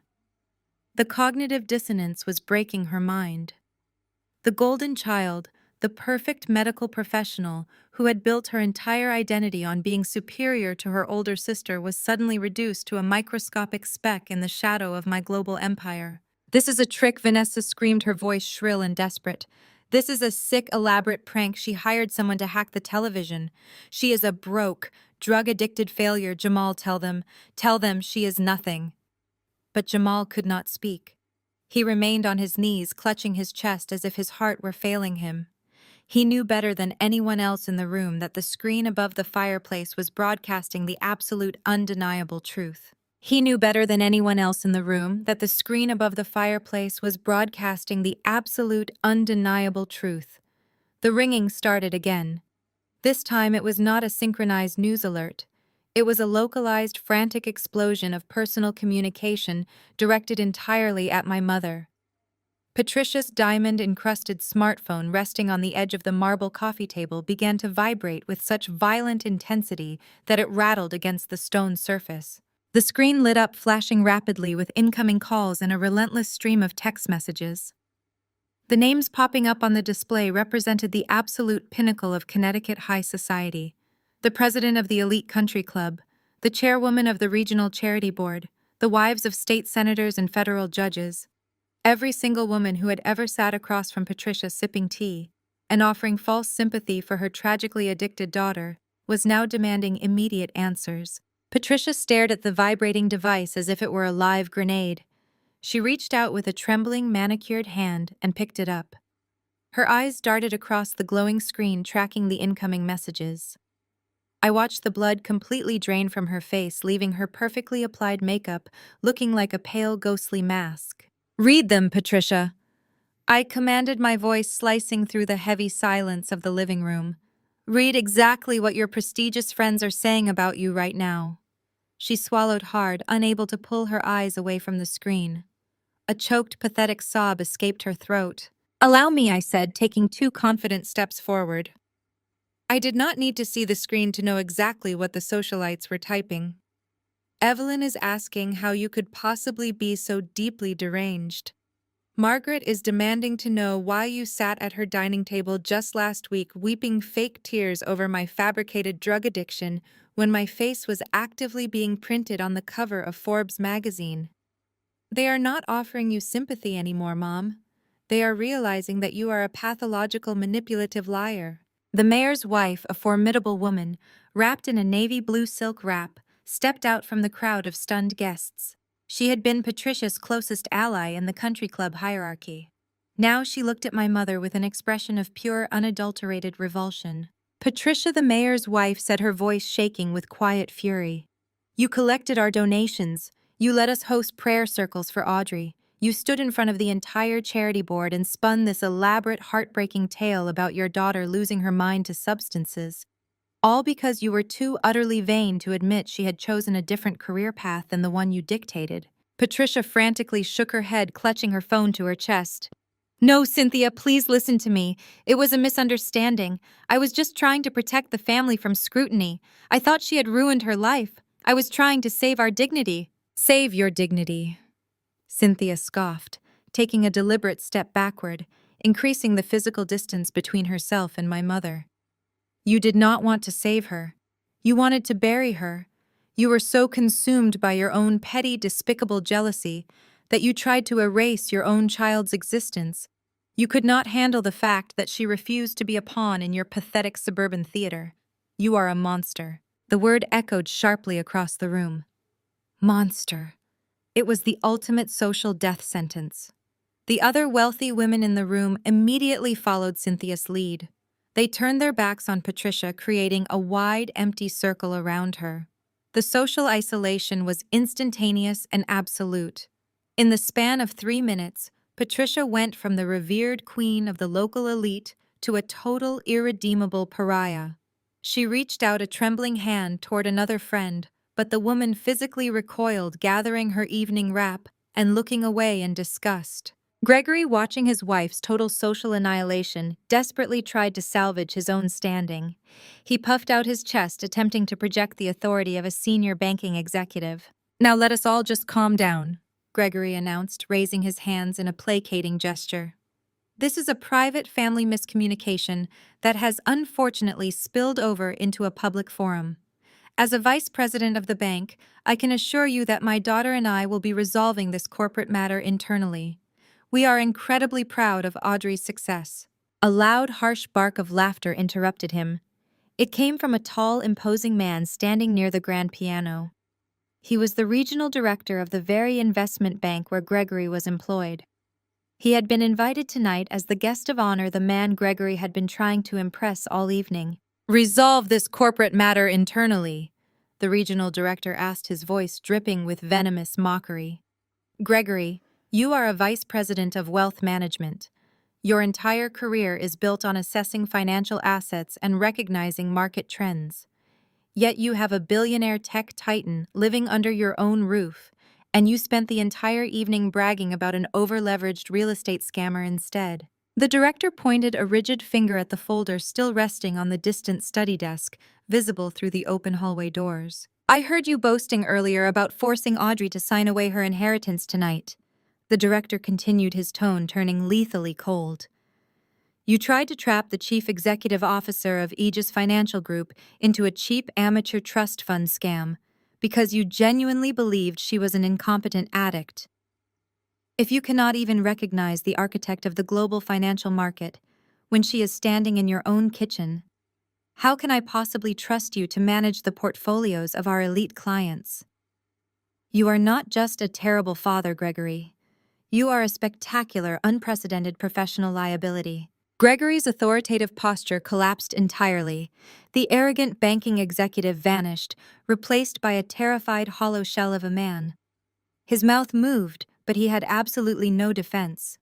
His boss had just publicly eviscerated his professional competence in front of the most powerful people in the state. His career was effectively over. He would be the laughingstock of the financial district by tomorrow morning.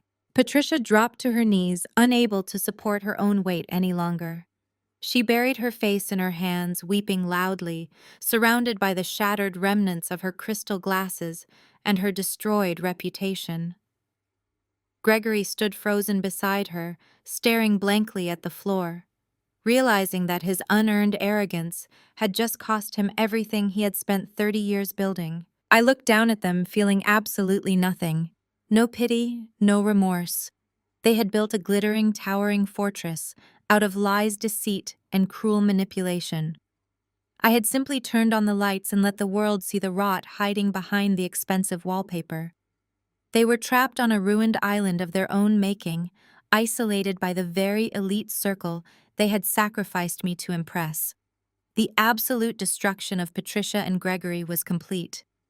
But the night was not over yet. I turned my attention away from my ruined parents and locked my eyes onto Jamal, who was still trembling on the Persian rug.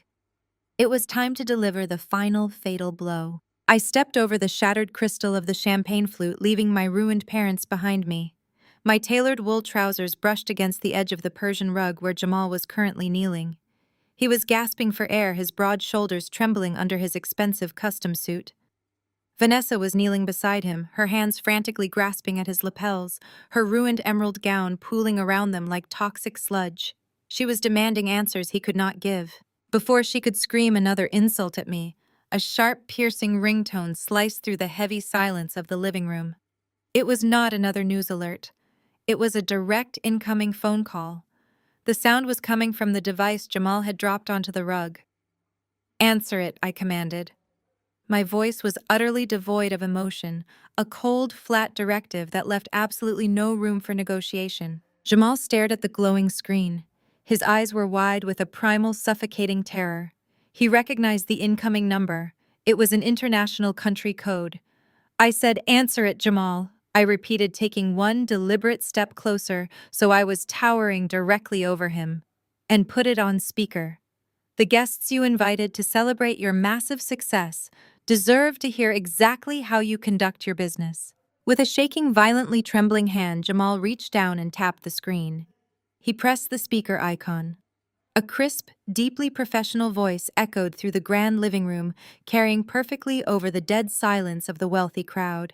"Mr. Jamal Crawford," the voice announced. "This is David Hayes, General Counsel for Aegis Financial Group, calling from our Singapore Compliance Division. I am contacting you to formally serve notice of immediate asset seizure and corporate receivership." Jamal let out a choked, desperate wheeze. He squeezed his eyes shut, as if that could somehow block out the reality of the voice. Vanessa snatched the phone from the floor, her face twisting with furious, uncomprehending denial. "You have no right to seize anything," she shrieked into the microphone. "My husband manages a multi-billion-dollar portfolio. You are harassing us. I am calling our legal team right now and suing your entire company for defamation." David Hayes did not even pause his clinical delivery. "Ma'am, you are welcome to contact your legal representation. However, they will inform you that your husband no longer manages any portfolio. As of 3 minutes ago, Aegis Financial Group executed a hostile takeover of his entire asset management firm. We successfully purchased 68% of his outstanding senior debt on the secondary market. Because Mr. Crawford aggressively falsified his liquidity projections on his latest quarterly filings, he legally breached the financial covenants of his loans. We have triggered an automatic default. Every single corporate operating account tied to his name has been permanently frozen." Vanessa dropped the phone onto the rug as if it had burned her skin. She looked at Jamal, her eyes wide with frantic desperation. "Jamal, tell him he is lying. Tell him we have the money for the penthouse. We just signed the escrow papers." I looked down at my sister. The sheer depth of her financial ignorance was almost pitiable. She had spent her entire adult life worshipping money without ever bothering to understand the mechanics of how it actually operated. "You do not have a penthouse, Vanessa," I said smoothly. "You never did. You signed a highly leveraged purchase agreement based on capital you did not actually possess." I turned my gaze back to the phone resting on the rug. David, please explain the situation regarding the Manhattan property acquisition to my sister. She seems to be struggling with the concept of liquidity. Of course, CEO. David replied, his respectful tone causing another wave of shock to ripple through the observing guests. The holding company that was selling the $8 million financial district penthouse is a wholly owned subsidiary of Aegis Financial Group. We acquired the building last year. When Mr. Crawford initiated the escrow process, he wired a non-refundable $2 million deposit directly into our corporate accounts. Because his assets are now frozen due to his default, he lacks the remaining capital to close the sale. He has breached the purchase contract. Per the terms of the agreement, the seller retains the entire non-refundable deposit, and the property returns to the open market immediately. Vanessa let out a guttural, agonizing scream. She clawed at her ruined dress, her perfectly styled hair falling into her face. $2 million, she wailed, hitting Jamal's chest with her fists. You lost $2 million in cash. You told me we were safe. You told me the bridge loan was secured. Jamal grabbed her wrists, trying to stop her frantic hitting, but his own strength was entirely gone. It was supposed to be secured. He sobbed, tears streaming down his face. I paid the guy I sent the wire transfer. I crouched down smoothly, bringing my face perfectly level with Jamal's. The scent of his expensive cologne, mixed with the sharp, acidic smell of his pure terror. You sent a $500,000 wire transfer to an anonymous Delaware shell company, Jamal, I said, keeping my voice low and lethal. You thought you were bribing a human underwriting director. You thought you could buy a back door into my compliance system to manually approve your fraudulent loan. I tilted my head, letting him see the absolute mathematical void in my eyes. Aegis does not have human underwriters. Our entire risk assessment protocol is governed by an artificial intelligence network that I personally coded. The Delaware shell company you wired that bribe to was set up by our anti-money laundering division as a honeypot trap for corrupt executives. You essentially handed a $500,000 confession directly to the federal government. Jamal stopped crying. His breath hitched in his throat. He stared at me with the hollow, vacant expression of a man who realized he was already dead. David, I called out to the phone. Could you please clarify the federal implications of Mr. Crawford's transaction? Gladly, David responded, his voice ringing with absolute legal authority. Wiring $500,000 across state lines with the explicit intent to bribe a corporate officer constitutes severe federal wire fraud. Because Aegis operates under international banking regulations, your transaction triggered our automated anti-money laundering protocols. We were legally obligated to report the transaction immediately. The Federal Bureau of Investigation and the Securities and Exchange Commission have already received the complete evidentiary package, including the digital footprint of the wire transfer and your previous fraudulent corporate filings. Vanessa stopped hitting Jamal. She slowly backed away from him, her hands covering her mouth. She looked at her husband as if he had suddenly transformed into a venomous snake. Federal wire fraud. Vanessa whispered, her voice trembling violently. The SEC, Jamal, you are going to federal prison. You committed a felony. Jamal lunged forward, grabbing the hem of my tailored trousers. He looked up at me, his face slick with tears and sweat. Audrey, please. He begged, his deep voice cracking into a pathetic, high-pitched whine. Please, you have to stop them. I will give you whatever you want. I will sign the company over to you. I will do whatever it takes. I cannot go to prison. I am a respected man. I have a reputation. Please, you are family. You cannot do this to family. I looked down at the man who had spent the last 4 years treating me like a disease. I thought about the dinner table earlier tonight when he proudly offered me a minimum wage security job so I could learn to scrub the floors of his buildings. I thought about the legal trap he had tried to force me into, planning to steal my rightful inheritance and bankrupt my parents just to cover his own toxic gambling in the commercial real estate market. I reached down and firmly peeled his fingers off the fabric of my trousers. You lost your company to me an hour ago, Jamal, I stated coldly. You have absolutely nothing left to offer me. And as for being family, you made your perspective on that very clear when you drafted a predatory master trust designed to bleed my inheritance dry. You thought I was a vulnerable, brain-damaged addict you could easily exploit. You played a ruthless game of financial execution. You just lost to a better player. Vanessa scrambled backward until her back hit the marble base of the fireplace. She looked around the room at the wealthy guests, her eyes wide and frantic. She was looking for anyone to swoop in and save her social standing. But the billionaires and politicians were completely silent. They were looking at her with cold clinical detachment. They knew that being associated with a man facing an SEC indictment was professional suicide. The golden couple of the Manhattan real estate scene had just become entirely radioactive. "I have nothing," Vanessa gasped, pulling at her own hair. "The penthouse is gone. The accounts are frozen. I am married to a felon. I have absolutely nothing left." I stood up, smoothing the pristine fabric of my trousers. "You have your medical degree, Vanessa," I said calmly. "You are a prominent dermatologist, just like Dad said. I am sure you can support yourself perfectly well on your own salary while your husband serves his federal sentence. You will have to downgrade your lifestyle significantly, of course. The designer gowns and the luxury cars will have to go. You will probably have to rent a modest apartment in the outer boroughs. But honest work builds character. Is that not what you both told me?" Vanessa let out a hollow, agonizing wail, burying her face in her hands. She had built her entire existence on the foundation of looking down on me. She had structured her entire ego around the belief that she was the flawless, wealthy victor, and I was the broken, pathetic loser. Having that reality inverted so violently, having her entire financial ecosystem instantly obliterated by the sister she despised, broke her mind completely. "David," I said, addressing the phone one last time, "terminate the call.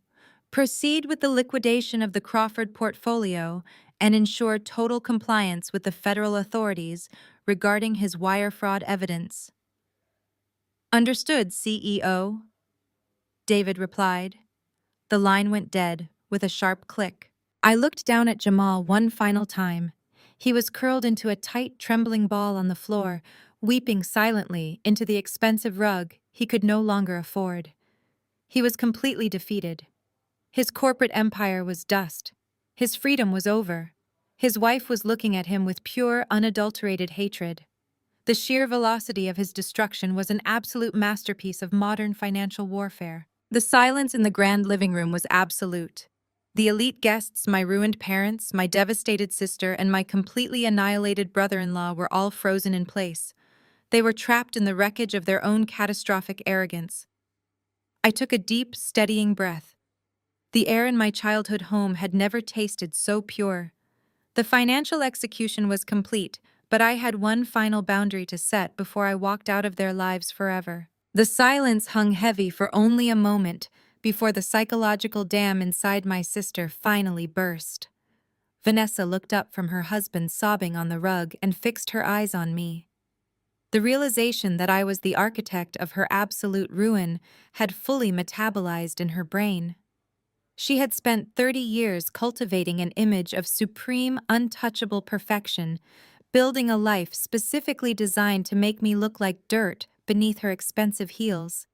Now her husband was a disgraced felon, her penthouse was a phantom, and the sister she had relentlessly bullied was a billionaire titan standing victorious in their parents' living room. The cognitive dissonance was too much for her fragile ego to bear. Her face twisted into a mask of feral, unhinged rage. She let out a guttural, blood-curdling shriek that tore through the quiet room.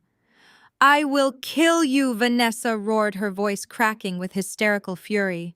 "You took everything from me. You ruined my life." She lunged forward, her emerald silk gown tearing at the seam as she scrambled to her feet. She grabbed the heavy crystal decanter resting on the nearby mahogany side table, raising it high above her head like a club. Her eyes were wide, bloodshot, and completely devoid of sanity. She charged directly at me, determined to smash the heavy crystal into my skull. My parents screamed in horror.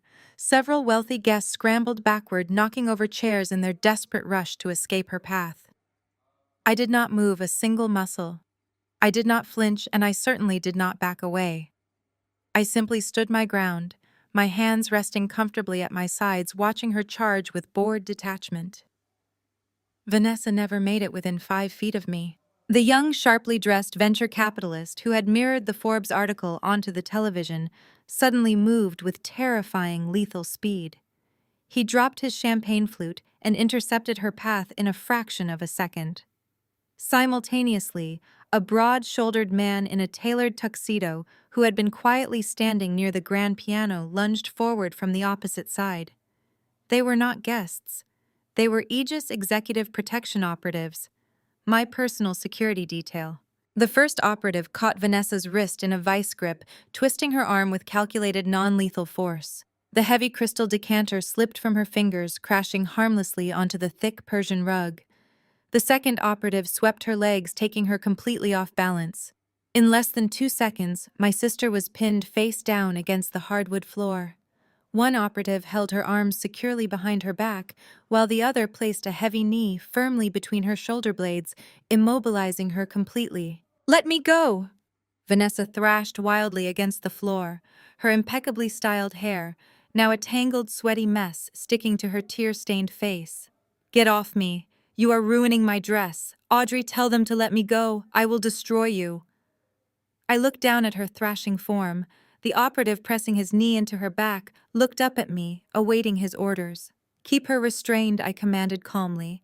"She is clearly a danger to herself and others." Patricia finally broke free from her paralysis. She rushed forward, waving her arms frantically. "Get your hands off my daughter!" Patricia shrieked, her voice shrill with panic. "You cannot do this in my house. Gregory, do something! Call the police! You do not need to call the police!" "Mom," I said, turning to look at the massive bay windows overlooking the front driveway. "I already did." As if summoned by my words, the dark night outside was suddenly illuminated by an aggressive storm of flashing red and blue lights.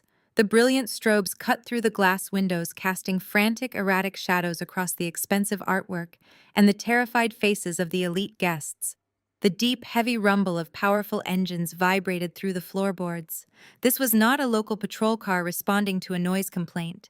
This was a coordinated federal raid. The heavy oak front doors of the estate burst open with a deafening crash. A dozen men and women wearing tactical gear and dark windbreakers flooded into the grand foyer. The bold yellow letters printed across their backs read FBI and SEC. They moved with absolute overwhelming authority, their heavy boots stomping across my mother's pristine marble floors. "Federal agents." A tall, gray-haired man shouted, holding up a golden badge as he marched directly into the living room.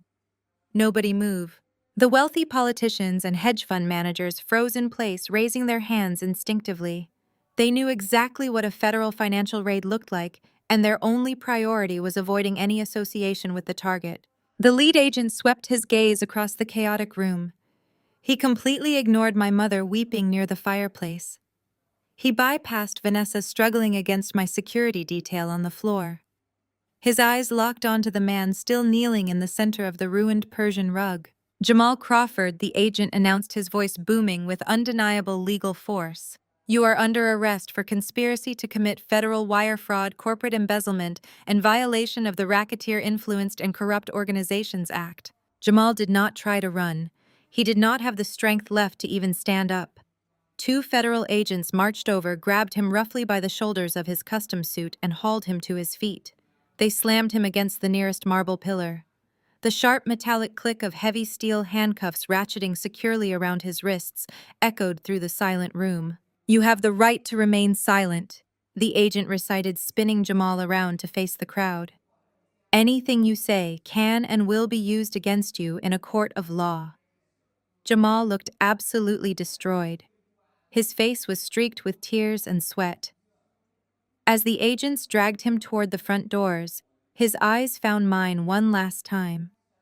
He opened his mouth, perhaps to beg for mercy, perhaps to curse my name, but the federal agent shoved him forward before he could utter a single syllable. "No!" Vanessa wailed from the floor, watching her husband being hauled away in handcuffs.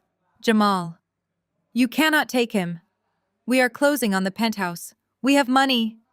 She was screaming at the federal agents, completely detached from reality. Her mind was permanently stuck in the illusion of wealth that had just been vaporized. I looked at my parents. Gregory was leaning against the wall, clutching his chest, watching his powerful, wealthy son-in-law being dragged out like a common criminal. The mid-level banking executive knew that the presence of the SEC in his living room meant his own career was entirely irreversibly finished. Patricia was sliding down the wall, her hands covering her face, unable to witness the total destruction of her social empire. The federal agents cleared the room, taking the shattered remnants of Jamal's life with them. The flashing red and blue lights outside continued to spin, washing the devastated living room in a chaotic, rhythmic glow. The elite guests remained frozen in pure shock, having just witnessed a multi-billion-dollar financial execution up close. I signaled to my security operatives. They released Vanessa and stepped back, taking up defensive positions by my side. Vanessa did not try to attack me again. She simply curled into a tight ball on the hardwood floor, weeping hysterically into the torn fabric of her ruined gown. I smoothed the cuff of my cashmere sweater. The air in the room was finally clear of their toxic arrogance. The debt had been paid in full. 48 hours later, the absolute financial and social annihilation of my family was complete. The fallout was not just swift, it was a surgical, scorched earth campaign executed simultaneously by federal authorities, corporate compliance divisions, and the unforgiving court of public opinion. Jamal was denied bail during his initial arraignment hearing. The federal judge deemed him an extreme flight risk given his extensive network of offshore shell companies and his blatant attempt to wire $500,000 out of the country. The Securities and Exchange Commission unsealed a devastating 60-page indictment against him. His highly publicized real estate fund, previously valued in the billions on paper, was exposed to the world as a hollow, desperately over-leveraged Ponzi scheme. He had been using capital from new investors to pay the exorbitant interest on toxic mezzanine debt from his older acquisitions. With Jamal sitting in a federal holding cell, Aegis Financial Group initiated a total corporate liquidation protocol. Because we held 68% of his outstanding senior debt, my algorithms systematically dismantled his entire portfolio.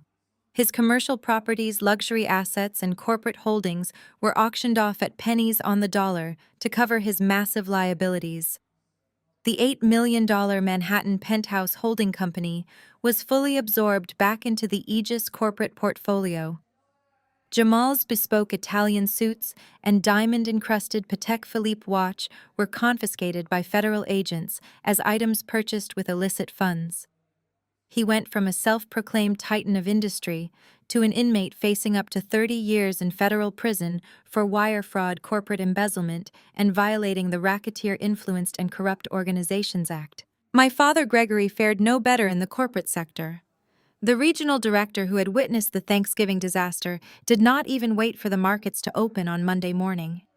Gregory received his formal termination notice via courier on Sunday afternoon.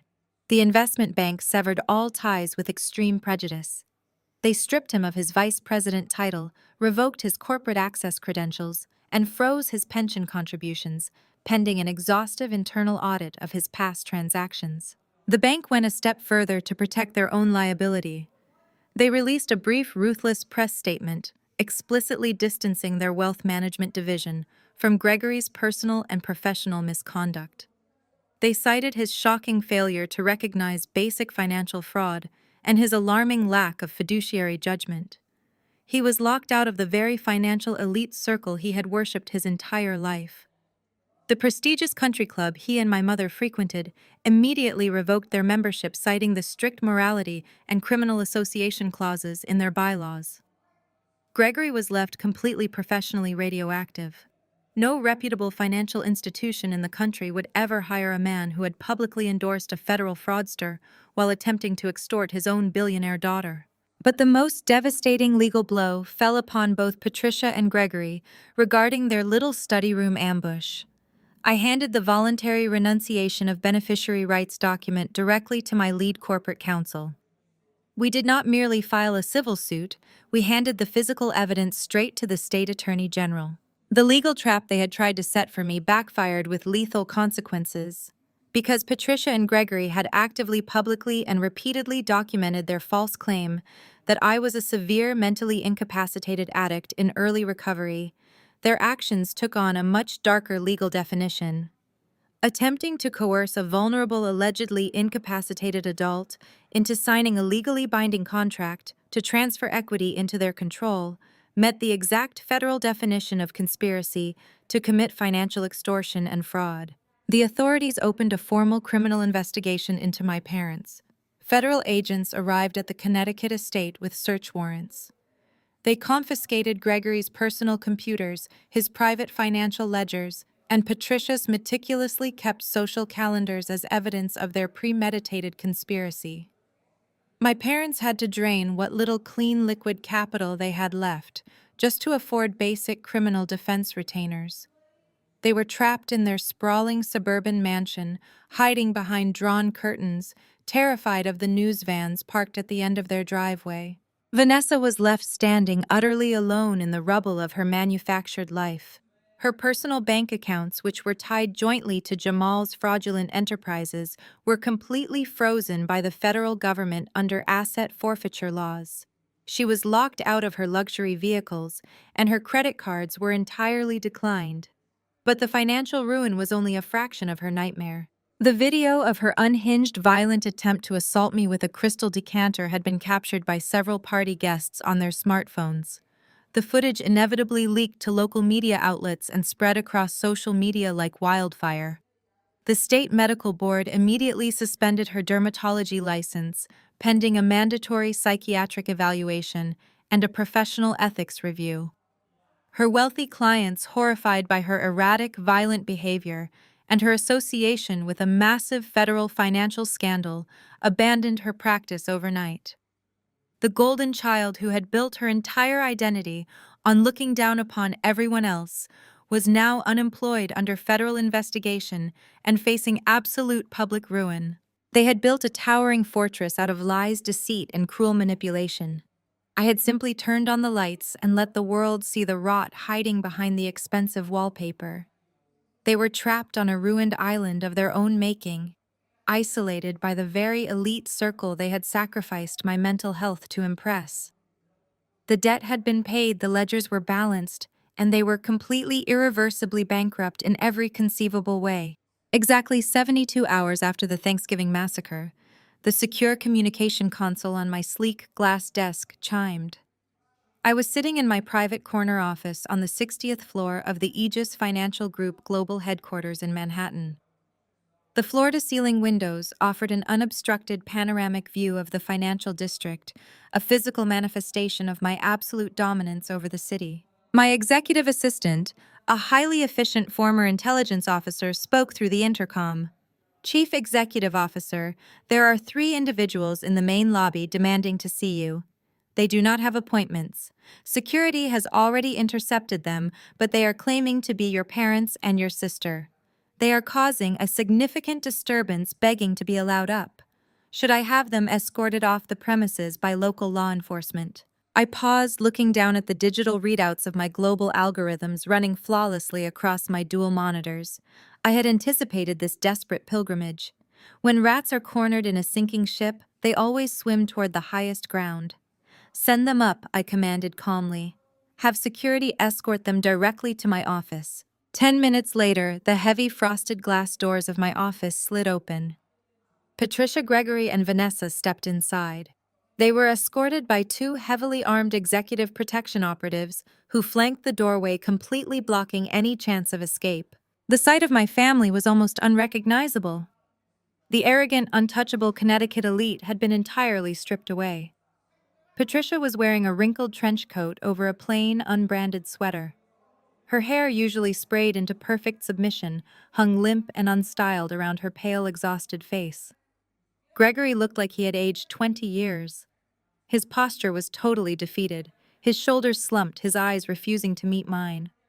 Vanessa was completely devoid of her usual flawless makeup, her face blotchy and swollen from days of hysterical crying. She clutched a cheap canvas tote bag to her chest, a glaring downgrade from her usual designer purses. They stood awkwardly on the plush carpet of my office, taking in the intimidating scale of my corporate sanctuary. Audrey Patricia began, her voice cracking instantly into a pathetic, desperate whine. Please, you have to listen to us. We have absolutely nowhere else to go. The banks have frozen our retirement accounts pending the fraud investigation. Gregory cannot even get an interview at a retail credit union. Vanessa is facing eviction from her apartment next week. You have to call off your lawyers. You have to tell the federal agents to drop the conspiracy charges. Please, Audrey, we are begging you.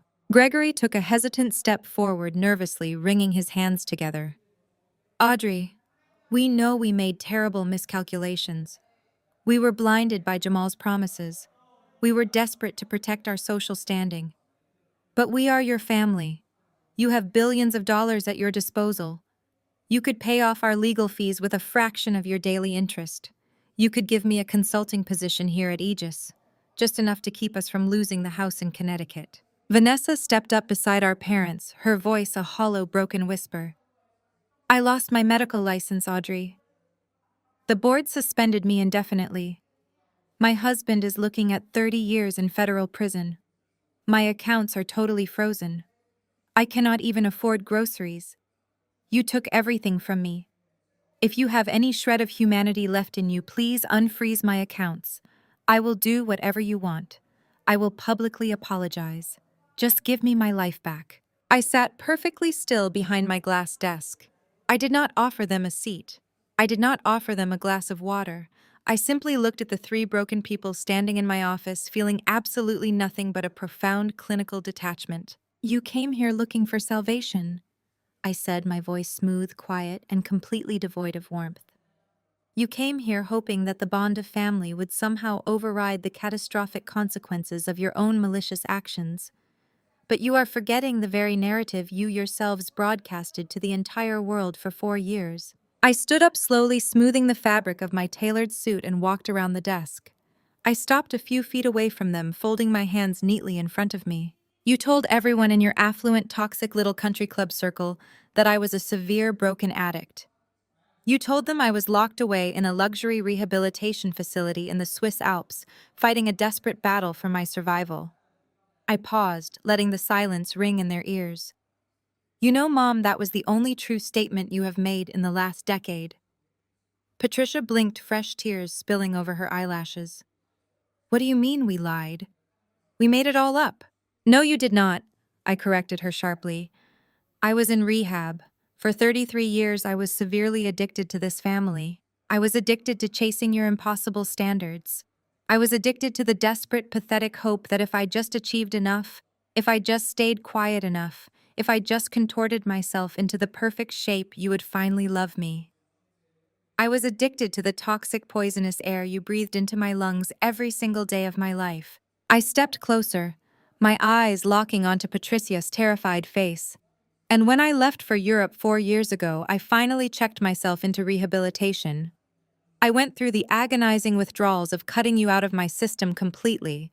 I detoxed from your gaslighting. I purged your narcissistic manipulation from my bloodstream. I rebuilt my entire psychological foundation brick by brick, far away from your disease. I turned my gaze to Gregory. You did not make a miscalculation, Dad. You made a deliberate, calculated choice to sacrifice your own daughter to protect your fragile ego. You tried to steal my inheritance to fund a fraudster's sinking ship because he wore a nice watch and knew how to stroke your vanity. I looked finally at Vanessa. And you, Vanessa. You built your entire identity on stepping on my neck. You wanted me to be a failure because it was the only way you could feel like a success. You lost your medical license because you assaulted me in front of a dozen witnesses, not because of anything I did to you. I did not take your life away. You handed it over to a federal criminal. I walked back around my desk, placing my hands flat on the cool glass surface. So you are asking for my help, I stated, my voice echoing with finality. You are asking the recovering addict to willingly inject the poison back into her veins. You are asking me to fund the very people who actively conspired to leave me destitute and legally incompetent. Patricia fell to her knees right there on the office carpet, sobbing hysterically, burying her face in her hands.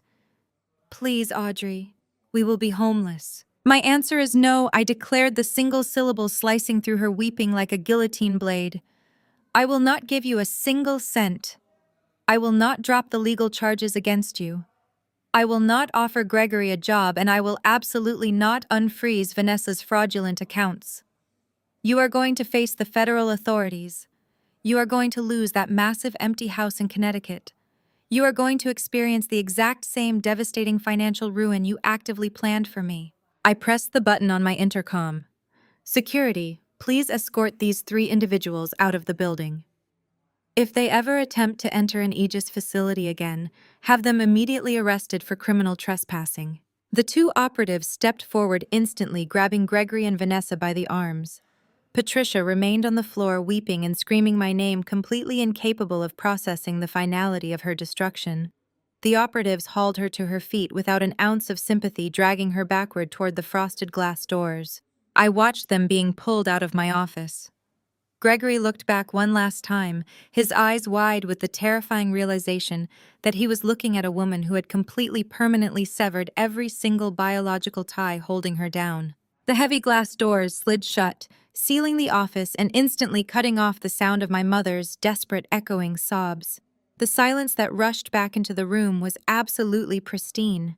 The toxic infection had been completely eradicated from my life. I was finally truly cured. I turned away from the frosted glass doors and walked back to my desk. I did not sit down. Instead, I picked up my tailored wool coat from the back of my chair and slipped it over my shoulders.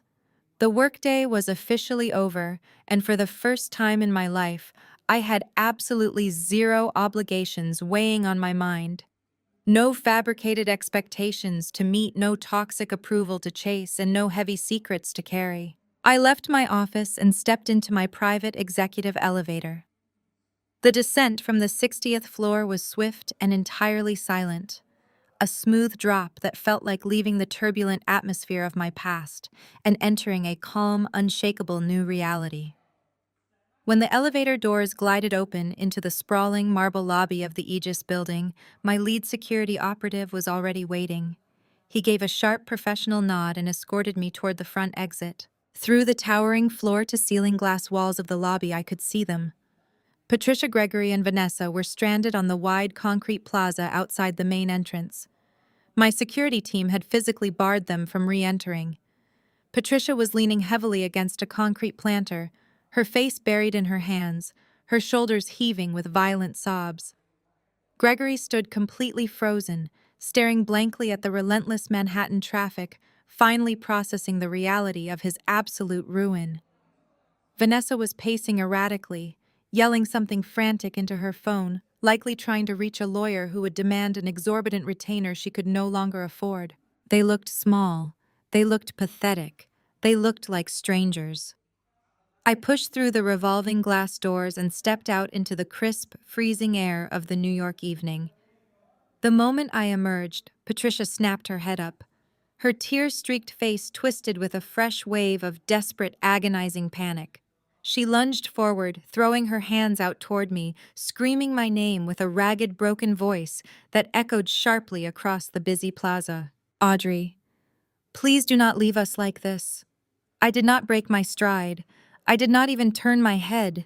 I kept my eyes locked straight ahead, my posture flawless, walking with the steady, measured pace of a woman who completely owned the ground beneath her feet. An armored jet-black Maybach was idling flawlessly at the curb. My driver stood at attention, holding the heavy, bulletproof rear door wide open. I stepped effortlessly into the cavernous, leather-lined interior of the vehicle. I settled into the plush seat, crossing my legs and smoothing the hem of my coat.